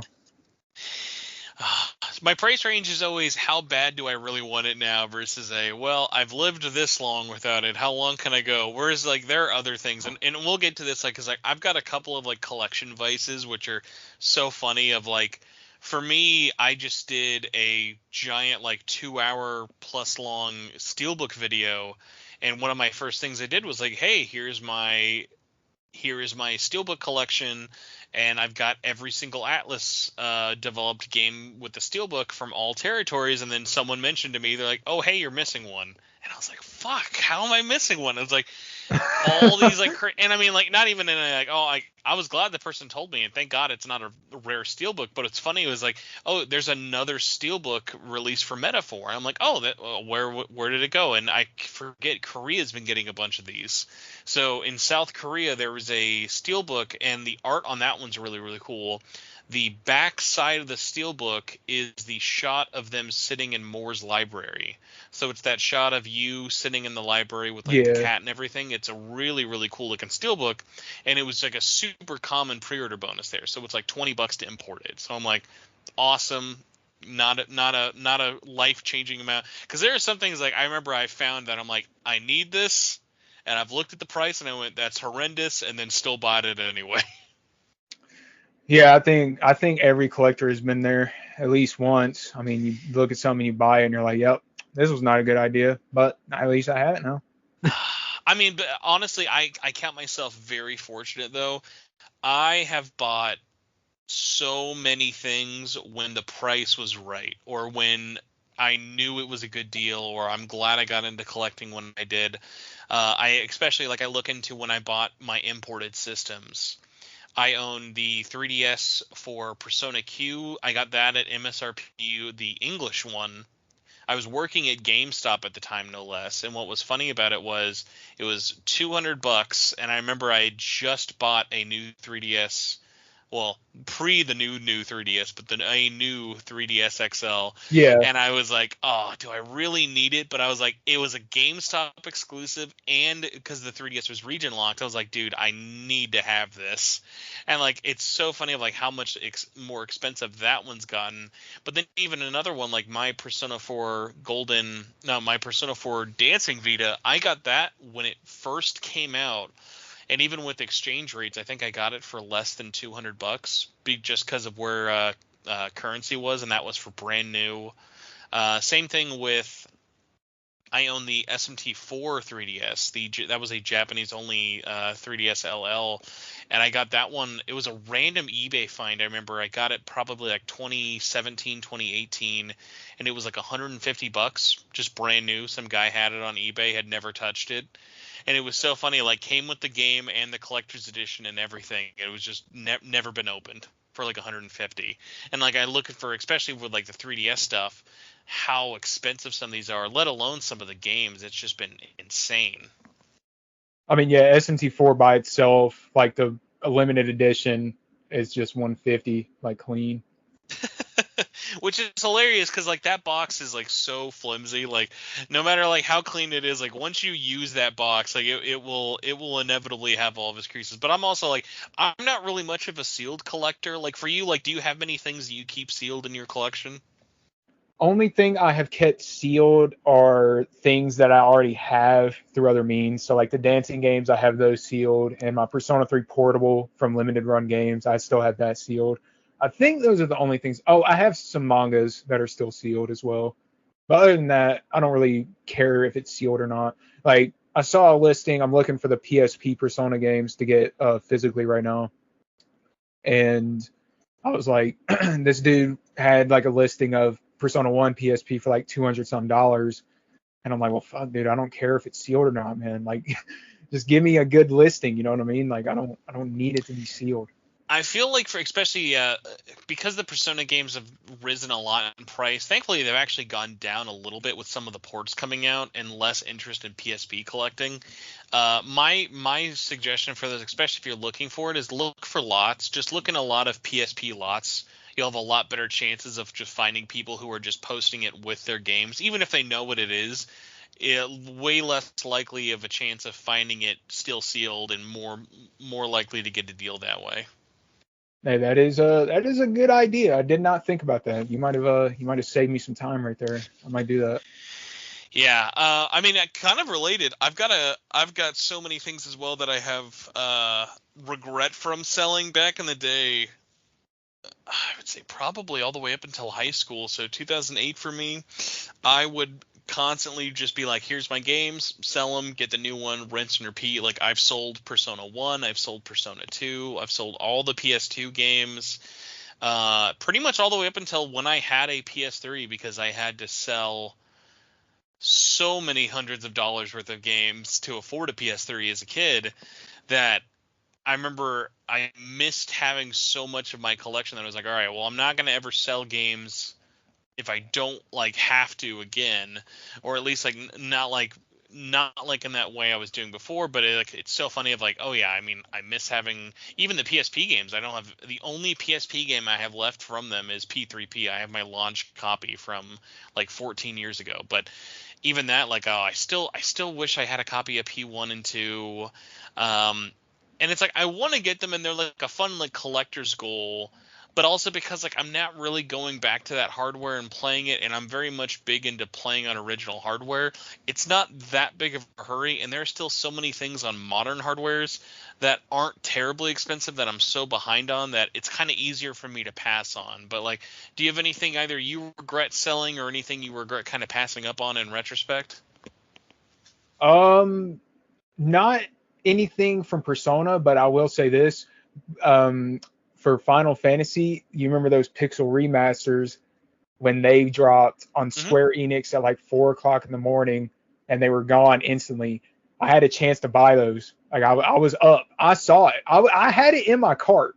And what took me off of it was the shipping. It was like $20 shipping.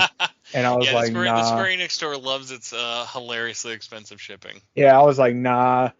I was like, nah, it'll come like later, like, another store.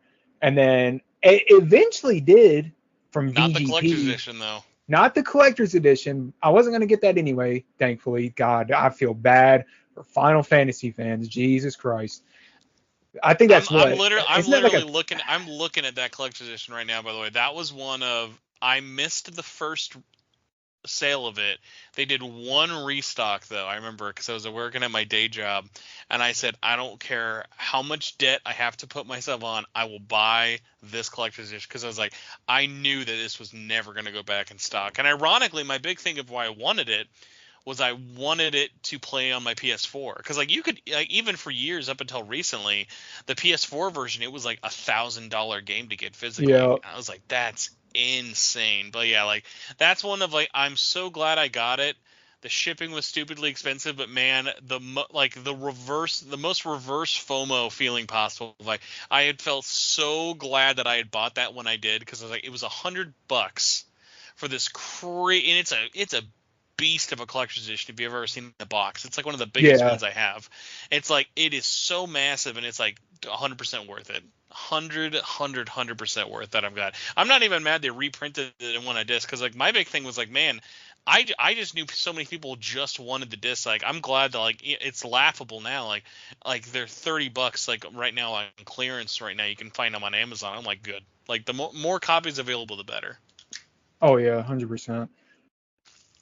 Yeah, those are the only thing I'd say I regretted getting or not getting. I mean, I had some Persona stuff I got rid of. I had the Persona 5 Royal vinyl from IM8-bit. I ended up selling that, but To be honest, I really don't miss that at all. I got the Persona dancing vinyls. That's good enough for me because that looks pretty dope. I was actually really happy with getting that.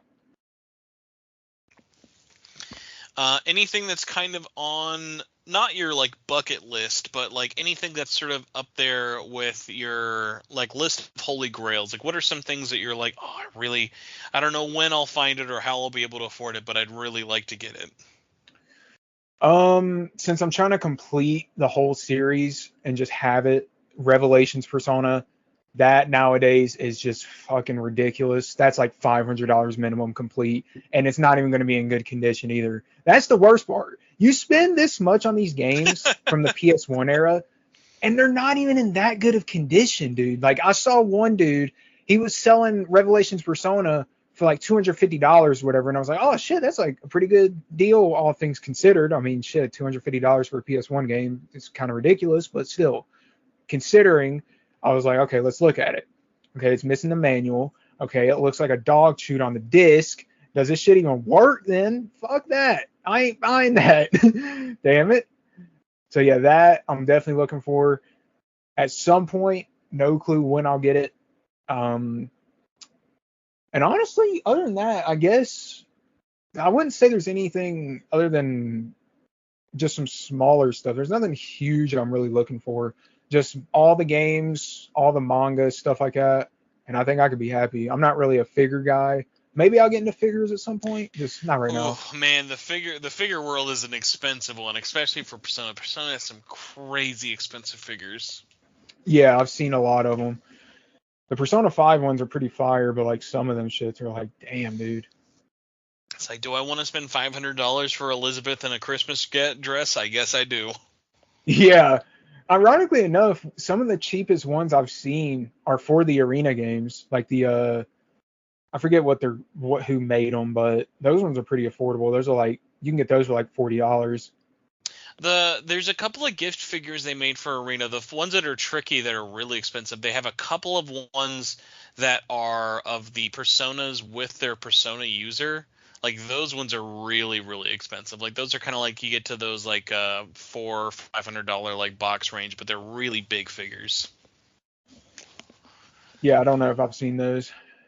Other funny ones. I forgot what it was, but there was a comment on your collection video. I really appreciate it. Like, this is like the funny thing of like when I always have to remind myself. I'm like, oh yeah, like most people don't even have like the ability to have a collection. It was really funny. I saw some comment on your video and someone was like, "Oh man, what I wouldn't give for the Joker amiibo." Like I feel like that's the crown jewel of your collection. Like, "Oh man, I wish I had the Joker amiibo." Yeah. But it's like it's always so funny because I always tell people like I am very aware. I have a very stupidly large video game and just everything kind of collection. But also, like I just love looking at people's collections, even if it's stuff that I have everything of or I don't have anything of, just because it's always so interesting. Of like, oh well, how do you display your stuff, or like how do you have your things set up and things like that. Like so for I remember it was funny. Like when I first moved into my apartment back in like 2020, yeah, I had a shelf of Atlus stuff. I was like, here is my shelf of everything I own that's Atlus related. Give or take a couple of things, or like big box collector's editions didn't really like take up space. Those like went above the shelf or something. But it's funny, I'm looking at it now and it's like, yeah, the Atlus shelf is turned in, like it's gonna be its own shelf, not even like one level of the shelf of like I've got two shelves that are just manga and then one and a half that are video games. And there's so many other ones I'm like missing or other things like that, but it's like so funny of like I could pretty much, yeah, I have an entire top row that's just Udon manga on its own, and that's just from other funny ones. And I was glad to see, by the way, that you had some of the manga. And the funny thing is the manga is like I don't ever hear that many people talk about it, but what's funny is there's so many weird little things to collect for it. So I don't know if you're much of a like variants person, but there are some funny little variant covers, some intentional and some other ones not intentional. Like, are you aware of the ones for Persona 3? I don't believe so. So Persona 3, this is a really wild one. There are two covers for Persona 3 Volume 1. There was an original, the one you have, and then there is a cover that was given out for a Loot Crate anime. So there was like some loot box or Loot Crate anime edition back when that book came out, and they all got an exclusive version of that manga. Like, it's the same size, but it just has a different cover art. You wouldn't know it was like a Loot Crate exclusive if you didn't look at it. And for the longest time, I was like, oh, I don't even think it's rare now. Like, I picked up mine a couple years back for like $5, but it was funny because it was like much like anything you've ever found that was like a Loot Crate item, they're always like trashed or like in really bad condition. And I finally found one at like a half price books that was in like pristine condition, and I picked it up and I was like, all right, now I have to start collecting these, because I knew if I got one, I was gonna want all of them. Yeah. And it's like, well, yeah, I can commit to just buying like a $5 or $10 book here and there, but then it's like, well, now I got to buy like 26 books. Yeah. The other funny one, and this is such a weird one that I didn't even know until I had talked to the people at Udon themselves. We'd had them on the podcast. Is for the first like 4 years after its release, if you look at Persona 3 Volume 6. Who is on your spine? I don't know if you can see it from here? On the spine? Mm-hmm. It is Ken. So that is a second or future print copy. Every first print copy had Yukari from Volume 2. So if you look at Persona 3, the manga Volume 2, that image of Yukari, there was a typo, and every first print copy of Volume 6 had that. Oh, and what's funny is I found out about that years after. Like, it was like when they had finally reprinted it, because like it was a one-time print run of like some Volume 6. So it's like, yeah, we're not going to like flood the market with a bunch of these. So when Matt from Udon had told me this, I was like, oh, I gotta find this. And like, you can't just like look it up, because there's not like, it's not that popular of a misprint. People are gonna know about it, but it's such an interesting little weird thing of like everything else about it's the same, except you can tell it's the first print because Yukari's on the spine. And it's like, it's such a funny little weird like goof. I'm like, oh, I gotta get this. Yeah, I never would have known about that. Nobody has ever told me about that. That is very interesting, because you would realistically, I mean, you could look up misprint, but like you said, since it's not as popular of like a misprint, most people don't even know it's an error. Yeah, and what's funny is like, I'll tell people that, and they'll be like, I'll either get like one of two reactions, be like, okay, or other people are like, oh my god, I have to have this tag. And like, I don't know, something about like either like errors in production or like variants and like things like that. Like when Udon started doing for Persona 5 Memento's Mission and the Arena manga, like when they started doing the like Barnes and Noble exclusive covers, I was like, oh man, I'm hosed, because now I have to own every version. I have to have the regular cover and the alternative cover. Yeah, I got the Barnes and Noble versions. I do want to get the OGs though. The OGs are nice, and I will say, especially with the Barnes & Noble the Barnes & Noble covers for Persona 5 Memento's Mission, those are expensive now. Yeah, Those yeah. got really, really pricey. I was surprised. Yeah, I guess it's because Memento's Mission is like actually a pretty well-known manga. A lot of people want that, and then it's like a good variant of it too, because the Barnes and I was Noble also gonna variants are say, good. probably also because of the waifu tax. That probably doesn't hurt Yeah, that they have a new drawing of Futaba, Haru, and Makoto on there. yeah, yeah. I didn't think about that. I mean, see, I kind of look past the whole waifu thing, because I just don't care about that. But you really think about it and say, yeah, I guess that is what a lot of people play Persona for, huh? Well, it's funny, especially because if you know the mangaka for it, Saito-san, he's got more of a like hard-on for Yu Narukami than anyone else. Like, the funny thing is, there's a great story about when he was doing the new covers for Persona 4 Arena Ultimax.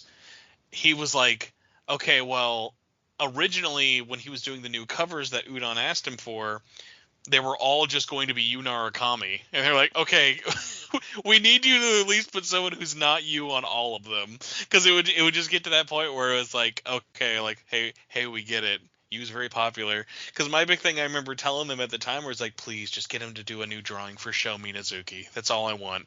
It didn't happen, but I mean, hey, I tried. Um, yeah, they didn't, did they? Oh, you know what? Hold on. I forget. No, they did do a new drawing for Sho Minazuki. He's not on the cover. He is on the back / the spine of Volume 1. So if you get the Barnes & Noble version of Volume 1, he is on the back / he's on the spine of that one. And that's a brand new drawing. So that technically does count. Yeah, it is weird. So all the Ultimax ones are Narukami on the front, but With the a new spines character are on the different. back. Yes. Yeah, like on the back. The Chie one and Labris ones on volumes 2 and 4 are dope, dude. I love those. And I mean, the tricky part about getting only the exclusive ones is the original covers are also beautiful. So it's like they're so drastically different. But the thing I like about it, and they only did this with Arena Ultimax is the only one that actually has different spines depending on where you buy it. So if you look at Mementos Mission or even Persona 4 Arena, every version's spine is the same. Yeah, I noticed that with Arena, and I was like, oh, that kind of sucks. But then I got Ultimax started dropping, and I was like, wait, hold on, these are different. What the hell? Why are these different and not the vanilla Arena? That's kind of dope. Yeah, so I was very happy when you had given some love not only to the manga, but also telling more people that the P4 Ultimax manga is the superior story for Ultimax. Oh yeah, dude, way better, way better. Especially vanilla Arena. Well, now I would say Ultimax in particular because even playing the game, I think vanilla Arena story is really good.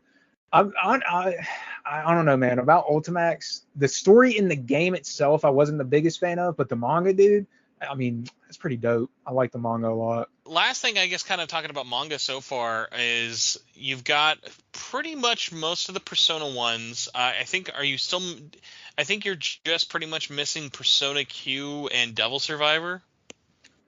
Q, Devil Survivor. I'm gonna import Persona 1's manga, and I think that's it.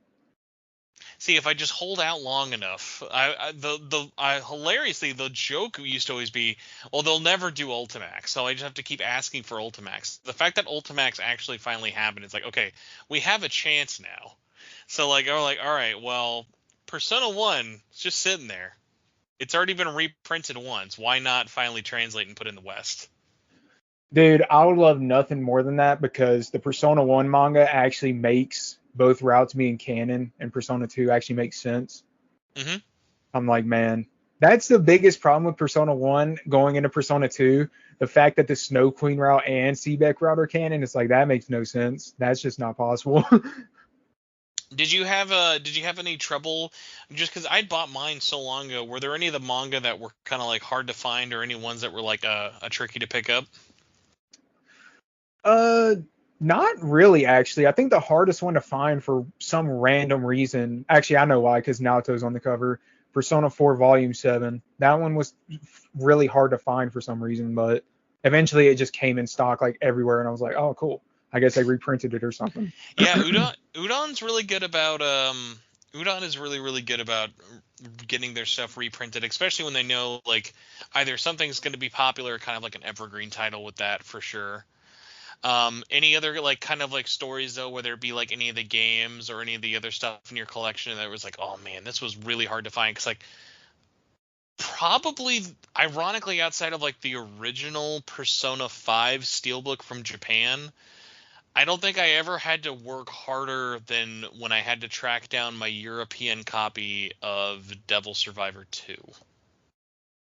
I think the hardest thing I ever worked for to find, and it was just completely random. So I was in the Persona 4 Arena Ultimax Discord server, and we were just talking about going to like the CEO Otaku tournament, and there was somebody who was selling a bunch of their stuff so they could go. And they, because I was looking for the English version of the Persona 4 anime, so they had that Sentai one, and I was like, holy shit, let me buy that from you. So I think I got that for like 110. I put it down for. But dude, you try to find that, like I said, you just can't find it anymore, dude. You just can't find it. The And last time I saw a listing of it, it was like $300, and it had so much cosmetic damage. it's funny about it too is a lot of those were sold. It was like that was a really well selling set, but what happened is when Sentai lost the rights to it, they pretty much had to take all their listings that were up. So the only people who can really sell anymore, no one's going to have any dead stock. The only places that are going to have any copies left are all going to be used copies. Like finding a new one is going to be just next to impossible. Yeah, exactly. Other kind of funny ones I'm trying to think of. Like, do you have any like weird happenstance things that you've either found or like has there been anyone like after posting your video that were like, oh well, do you have this or you should try and look for this or like anything like weird that's been like, oh man, I gotta try and find this now. I haven't actually had anything like that happen where somebody tells me about. Well, I won't say that. There's definitely been people who told me about stuff that I didn't know. But somebody commented on the collection video, and they were like, "Dude, do you want my PSP copy of Eternal Punishment?" And I'm like, "I mean, yeah, but how are you gonna send it to me without me doxing myself? You know what I mean? Like, I can't just. I guess I could send it to a PO box or something, but even then, Oh you no, would know man, my I'm ready. city. Doxed away. Anyone who's ever been like, hey, I'll send you something. I'll be like, please, please. You want my social security next? I'll do it. Don't worry. I mean, shit, maybe I'll open a PO box or something or get it sent somewhere else. I do love the idea though that like you're like, oh man, because like, you would think Eternal Punishment's really rare, but ironically, any of these Japanese copies are hilariously cheap. Like Eternal Punishment is like a $20 game.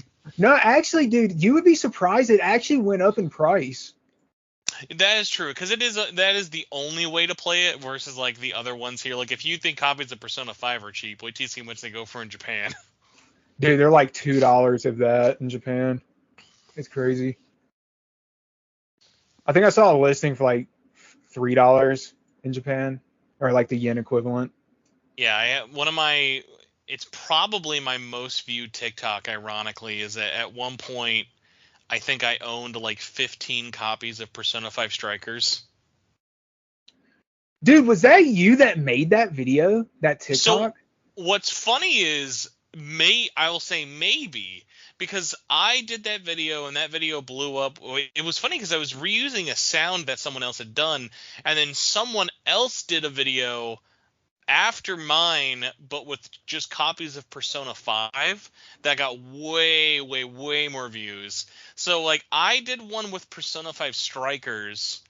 And then like there were some other games on top of it, but like if it starts with Strikers, it's definitely me. If you see one that was mostly Persona 5, it was someone who came after me. Okay, I can't remember which one it was. I can't remember. It was either Persona 5 or Strikers for sure.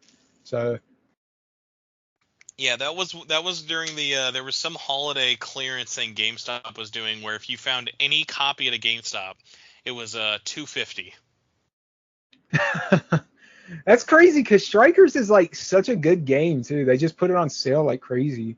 Yeah, well, I mean, it's that thing though. Like even Persona 5 is the same thing of like they print so many of these that then you get to a point where these stores are like, all right, well, I've got a pallet of this game. I might as well just get rid of it rather than have to send it back. Yeah, true.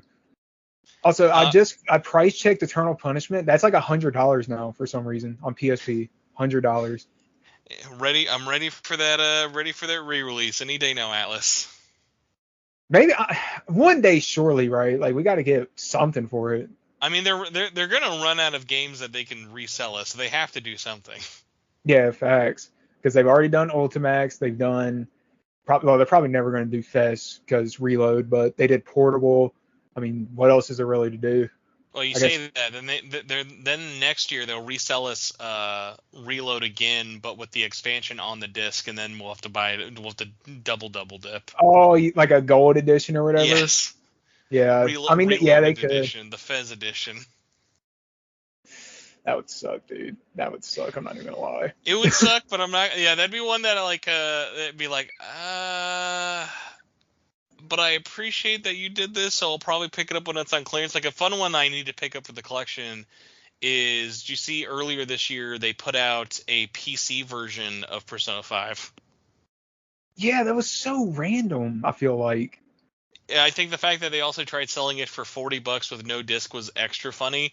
It's already been like clearance to like $20 though. Like that's one of like I'd love to buy that. Like why not? Like because I look at my collection and I'm like I still need the PS3 version and the PC version. I'm like why not? Like I already own every other version of Persona 5. Like I might as well.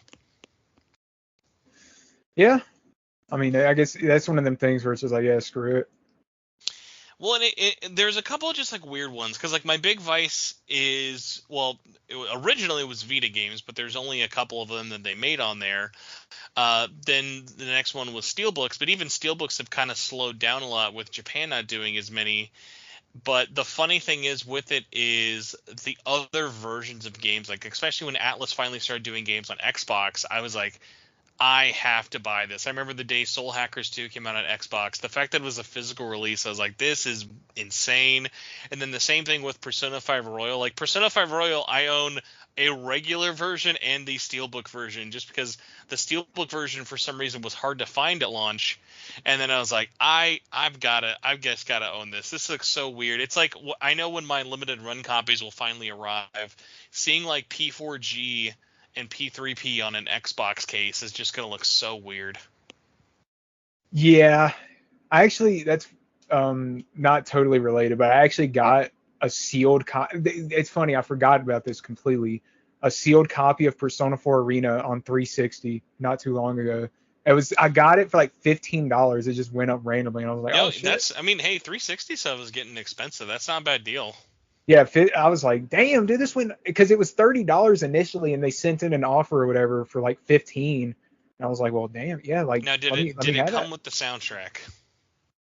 I don't know. I'm keeping that sealed, dude. Oh, okay, I'm okay. keeping that sealed. It probably didn't. I doubt it did. But you can get that soundtrack, the arranged one, for like $3. That Oh one's like yeah, so cheap. yeah. The funny one, especially with seeing how expensive, there was a while, especially before the port came out, how Ultimax was getting really expensive. It was almost like an $80 game. And what was funny was I was working retail when that game came out. And to say that nobody wanted Ultimax in the year 2014 is a complete understatement.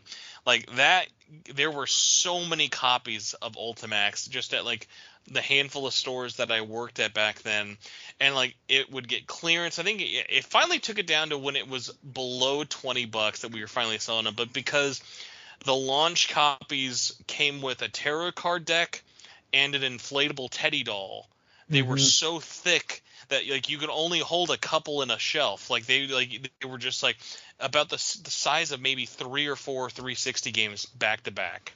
Yeah, ridiculous. Um, I will say though, because I do think about this every now and then, especially with the way limited run has been going for recently. I think everyone still needs to hold their loins because I feel like any day now, probably once they ship out the collector's editions for P3 and 4, limited run, I bet you, has just had a physical reprint of Ultimax on Switch and PS4, but in English, waiting to go for like a year. I feel it in my gut. Well, I mean, yeah, now that they've done Portable and Golden, I think they could do that easily. I think that's pretty likely, actually.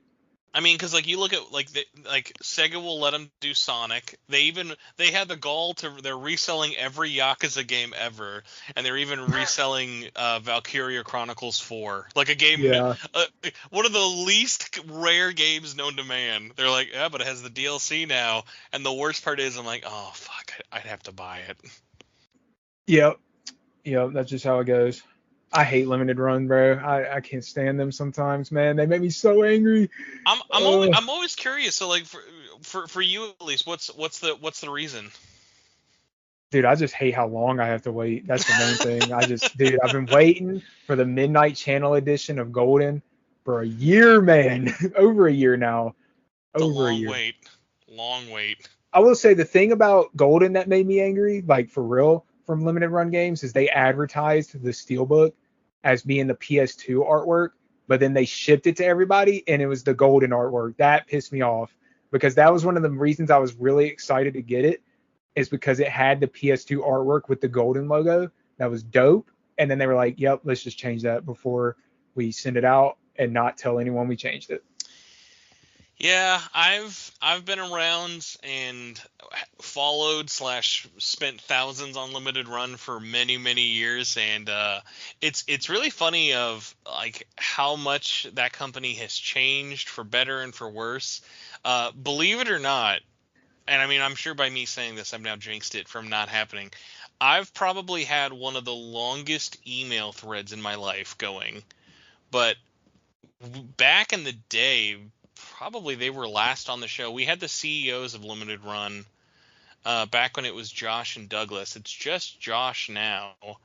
But if nothing horrible goes wrong, we should actually have Josh back on the show by the end of the year. And it's just so funny of like, man, I've had so many questions for them. Because again, love them or hate them, they get to publish a lot of really cool shit. Yeah, 100%. And I've just got like so many, and I remember even asking them a lot of questions leading up to, because I think actually, yeah, my original request started back when they announced Persona 3 and 4 last year. And one of my biggest things, like I'm not even sure if they'd be allowed to say it, but one of the funniest things I'd love to hear the story behind is I'm so curious of how many copies they probably sold.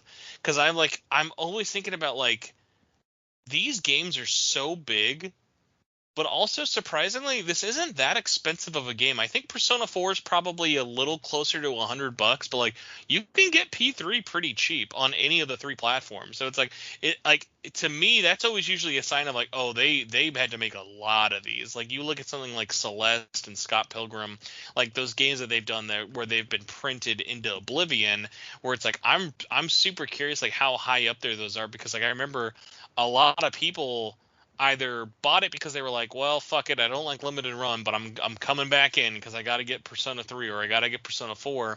Or there were those people who also were like, oh, I'm not going to buy it. I bet Sega's going to do something on their own down the line. And I'm shocked that Sega still, like, it's funny. It's like, it's free money for Sega anyway, but it is very funny that Sega would rather have limited run do it and then give them money versus like everyone would have happily bought this from Sega if they did it themselves. Yeah, everybody would be happier for sure. It's weird. I don't know. I don't get it. I don't get it, man. I really don't. Game publishing is weird, man. I mean, we live in a world where Sonic the Hedgehog gets a collector's edition through a third-party company, and Sega's not even the one doing it themselves in the West. So it's like times change. It sucks, but I mean times change. Yeah. Were you kind of bringing it back to collecting? Were you aware of the San Diego Comic-Con exclusive covers, by the way, for Persona? The foil covers? Yes. Yeah, those. That kind of annoyed me too, bro, because I wanted them and there was no way for me to get it. I don't know how good of a sign or how bad of a sign this is, but it was really funny. I got laid off of my last job the day I think that they went on sale, and I remember being like, okay, I have the money for them, but I literally just got laid off, so I better not buy it. But it's that thing of like, what sucks is like I shouldn't want them. Like I've seen them in person, the foiling looks really bad. They're like the most half-assed variant cover. Like there's no new art. They're just a shiny version of both covers. And they don't even look that good, but because it's like an Atlus related thing, I'm kind of like, yeah, but you should still get it though. Yeah. But the problem is like, and this is how broken my brain is. I'm like, yeah, well, I want it, but I can't just own one of them. I have to own all 6 versions. I gotta own every version on PS3, Switch, PS4, Switch, and Xbox of both because I'm a broken man. Yep, I totally get that, and I'm glad I have not fallen into that trap. Some people like to do the quote unquote master collection like you do, where you get all of them on the on all platforms and everything like that. I usually just go PlayStation and that's about it. I got the Xbox copy of Arena. That's probably where I'll leave it, and I'm very comfortable doing that. I was curious, was there a reason you wanted to go for PS4 over Vita for the Dancing Collection? Yes, the reason I went for the PS4 version is because at the time and I don't know if they've changed it. That's the only way to get the Japanese version of Persona 4 Dancing on PS4, because I don't know why they did it, but they unlisted the Dancing collection in Japan for a while, and I wanted the trophies for the Japanese version. So there was just no way to get it at all unless you bought the collector's edition brand new and used the code. So hopefully they fix that, because that's dumb as hell if they didn't. But that's why I got the PS4 version. It's extra funny. Yeah, they should be. That's another one of like, honestly, I wouldn't mind if Limited Run got a physical copy of Persona 4 Dancing, just because that's been digital only worldwide, and that was such a weird thing of like, I never understood why Atlus wanted to try it with that game and stuff like that. But yeah, I went through a friend, and I remember I used their digital copy where it was, I played on their PlayStation, but I signed into mine PSN to get the platinum, because luckily that's a really quick and easy platinum for Dan, and I got it that way because the reason I wanted it on Vita was originally when that game came out in 2018, it bombed so hard that even, I think I bought it 2 or 3 months after launch. The collector's edition, I think I bought for less than $70, like with shipping from Japan.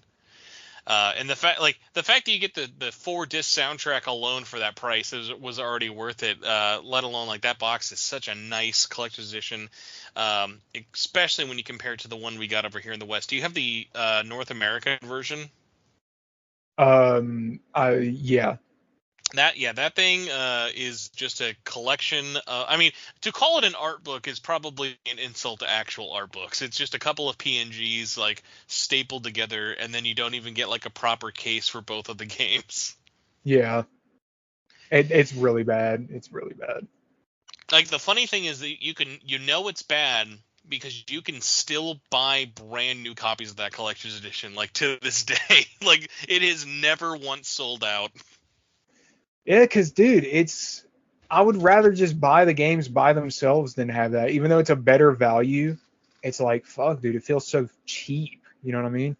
Yeah, I got to a point where I think maybe like 2021 or something, or even 22, I was at some anime convention and there was someone at a swap meet and they were selling a brand new sealed copy of Persona 5 Dancing. And I was like, I mean, it was, I think it was like $5. I was like, for $5, sure. I was like, because like it's at least I've got a physical PS4 case and not some weird collector's edition case. I was like, sure, let's go do that. And then I was like, well, I already got one. I got to go get 3 now. And then that ironically sent me down this funny little rabbit hole of finding out the weird thing about Persona 3 and 5 Dancing in the West, of when they printed those games, the like normal copies are actually a little bit harder to come by, just because the print runs were not even. There are way more copies of Persona 5 than Persona 3 Dancing. And then what's funny about it is, for some reason during production they screwed things up where the back barcode is the same for both games. So if you have a sealed copy of Persona 3 Dancing, you actually have a sticker over your barcode because the barcode is the same as Persona 5 Dancing. That is insane. I don't even know how the hell you do that. Well, I mean, yeah, it's like they're submitting them all to Sony for printing, and so it's like, all right, we'll get your box template. You got your one barcode. All right, well, we got the dancing barcode. Oh shit, you got the wrong dancing barcode. Now you got to put a sticker on every copy. Dude, that. Oh, Yeah, man. there are so many little weird stories and stuff like that for it. But I mean, like that's like just kind of like the fun of like collecting, of like, you'll go through like these weird little like spirals or like stints and stuff for it, especially just because like, I don't know, like for me at least, collecting has always been really fun. Of like, I don't have a thing of like, oh, I constantly just need to be getting new stuff. I like having like my specialty kind of things, whether it be like my Steelbooks or my Vita games or even my Atlus shelf. Whereas like, I look at a lot of people I know, a lot of friends who are into like full set collecting, of like, I have to have everything with it. And like, you kind of mentioned how like I have that a bit with like Atlus games, and it's like I do I do, and it's like funny of like I don't even know why I do it for the Atlas stuff, but it's kind of like I think because I've been doing this show for so long, I have series that I like even more than Persona and SMT. But like I don't do this with Metal Gear Solid. I don't do this with Kingdom Hearts or Final Fantasy. Like when I buy Final Fantasy, I'm buying one version of Final Fantasy unless it's like something crazy. So it's just kind of funny. Like I think it's just because of how big this series has been for my life just through doing the show. I think that's kind of where I'm at, where it's like, oh well, I'm not gonna buy this like $200 figurine, but hey, if I find like a $10 copy of Persona 5 Tactica on Xbox, yeah, sure, I'll buy it. Like it's very rare that I buy them all at launch, day one, full price, and like really do that. Like the only time I think I've done that in recent memory was for Vengeance, and ironically it was just because of the steelbook. And then of course, like yeah, you can buy that steelbook brand new. None of the systems have sold out on any of them, and they're all like $25. But it's just kind of one of those things of like you got to know when to do it, or else then you might get hosed and then be like, oh well, actually it's super rare now, and you'll never find it again. Yeah. Like the there was something I was surprised you actually didn't include in your video was the Persona 5 Strikers steelbook you have. You have the Switch one, right? Yeah. What did you just get that through picking it up naturally through Best Buy, or how did you get that? Yeah, I just got that when it dropped on Best Buy one day. Did you know? Would you be surprised if I told you that's like literally one of the rarest steelbooks for Persona? The Switch version? Not the Switch version, but Strikers in general from Best Buy.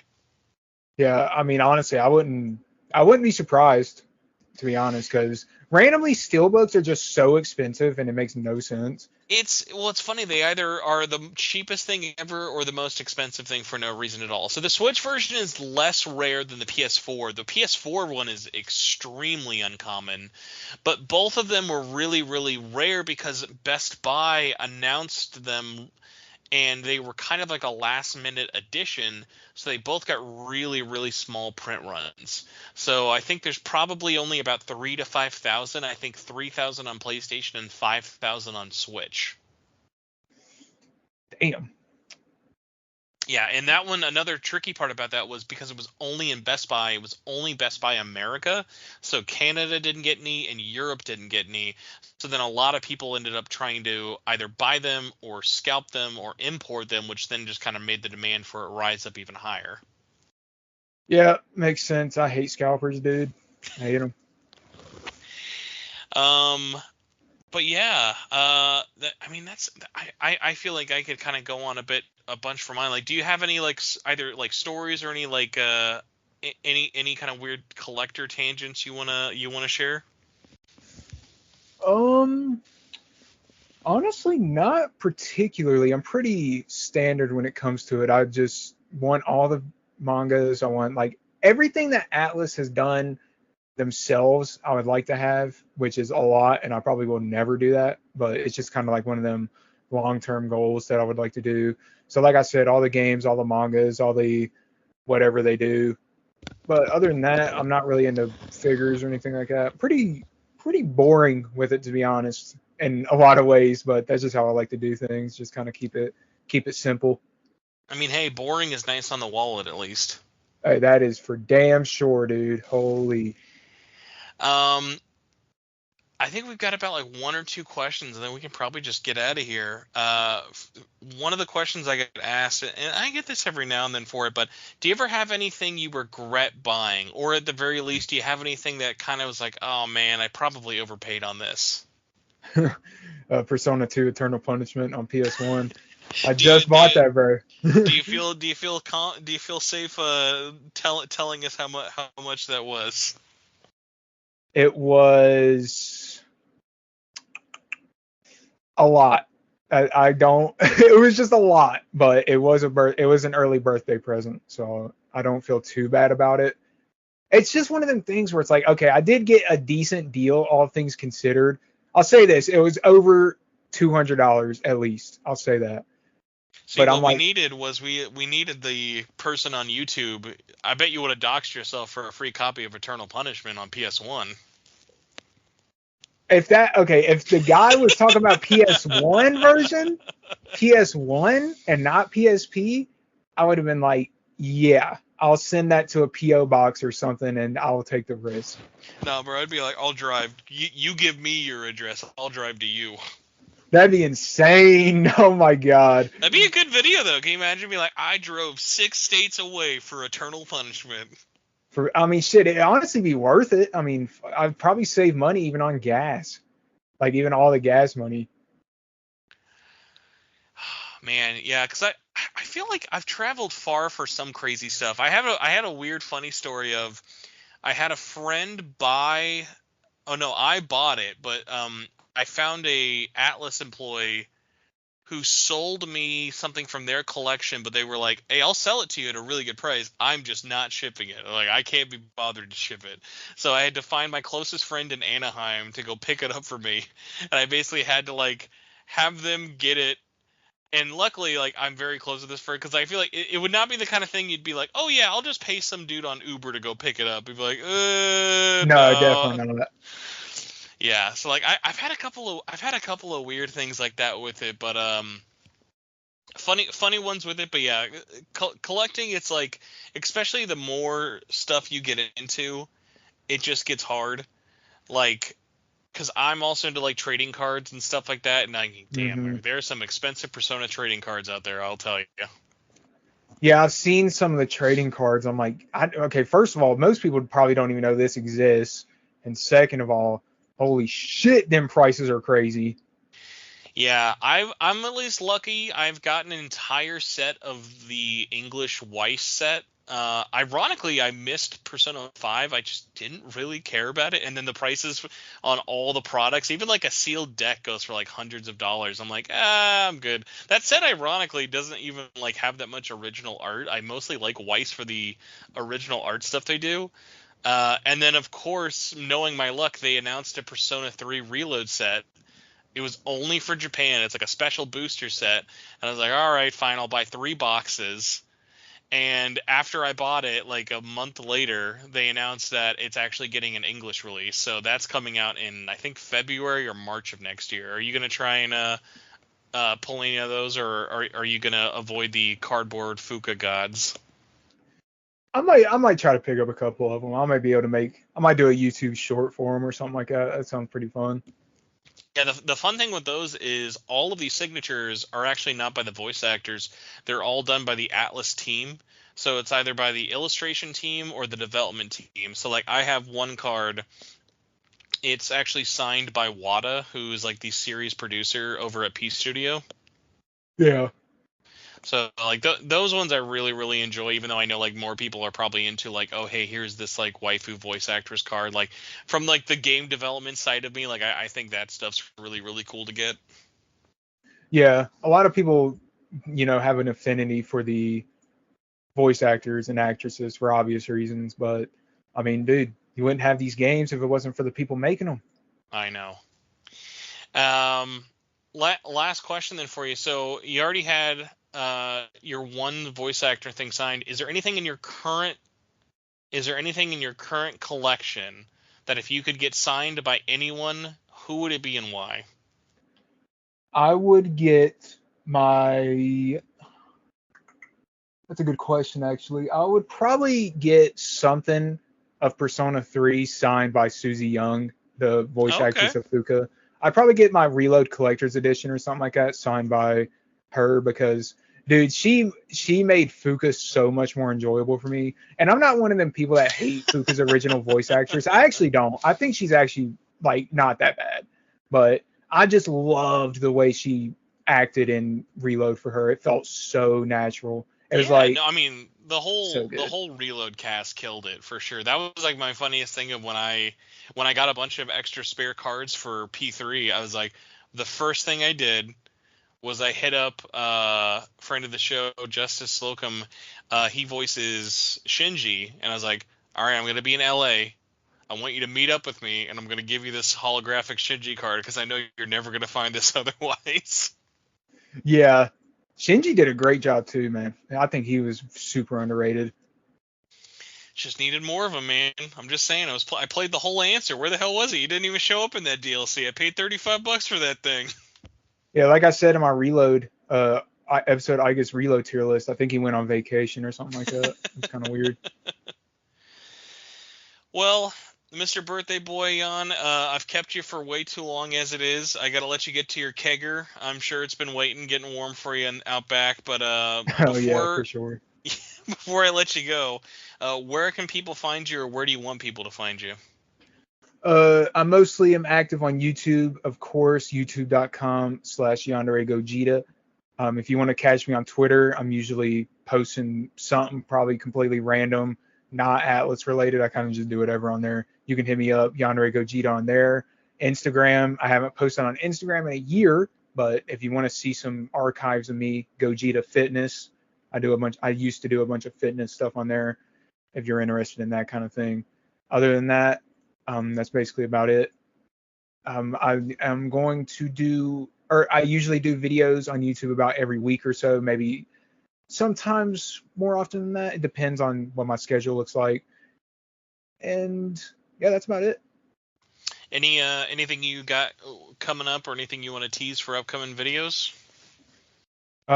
Since I've done all of the Persona games now, besides Q, of course, I'm going to do a tier list of all of them. It's going to be a very long endeavor of doing that. So if you're interested to hear my thoughts on all of them, because like I said, I got a pretty hot take most people don't agree with. I like Portable more than Fest. If you ever want to know, if you ever think, oh, is this going to be a good take or not? I do love that this is one of my most viewed videos. Because I'm a weird sicko. I'm actually one of the few people I know who've played every game, like including the weird like cell phone games and stuff like that. Yeah. I did a tier list of right after SMT5 came out. I did every game, and boy, still to this day, I will get some comments of people just horrendously confused at my takes. Just the like. I'm the kind of person who will look you dead in the eye and say, I think Persona 5 is a great game, and still put it at the C tier. I mean, that's the thing. People's, perceptions on the tiers are different. Something that's in D tier for me isn't bad. Unless it's in a tier that's called bad or F, it's not bad. Oh, for sure. Because like that's the funny thing is, I think people have to remember, it's like I'm judging a bunch of games that I all love. Like it's like Yeah, I'm picking exactly. like which child do I love the least to the most. Yeah, like my least favorite Persona game is Persona 5 Dancing. Does that mean I hate the game and everything about it? No, I still had fun playing I it. mean, I don't know. Do you think they could have fit River in the Desert in there one more time? I think they could have fit that song in there at least maybe two more times. Oh, they could have. I mean, shit, it probably would have been better than what we got. I hate those remixes, dude. I could go on and on about that, but I'll save that for the tier list, I guess. I'm looking forward to it. Well, shameless plug outside of the show. Thank you everybody for listening. Reminder, we've got at least as of this recording, at least 20 days left until the Atlus Award votings are done. So if you are passionate about SMT, Persona 3, Metaphor, and Unicorn Overlord and want to vote, we have got that up until I think December 22nd or so a little under 20 days. But yeah, we've still got some time to vote. I'll have all the links to Jan's channel, Twitter, and the awards will be all below this. So make sure to vote. Thank you all so much for listening.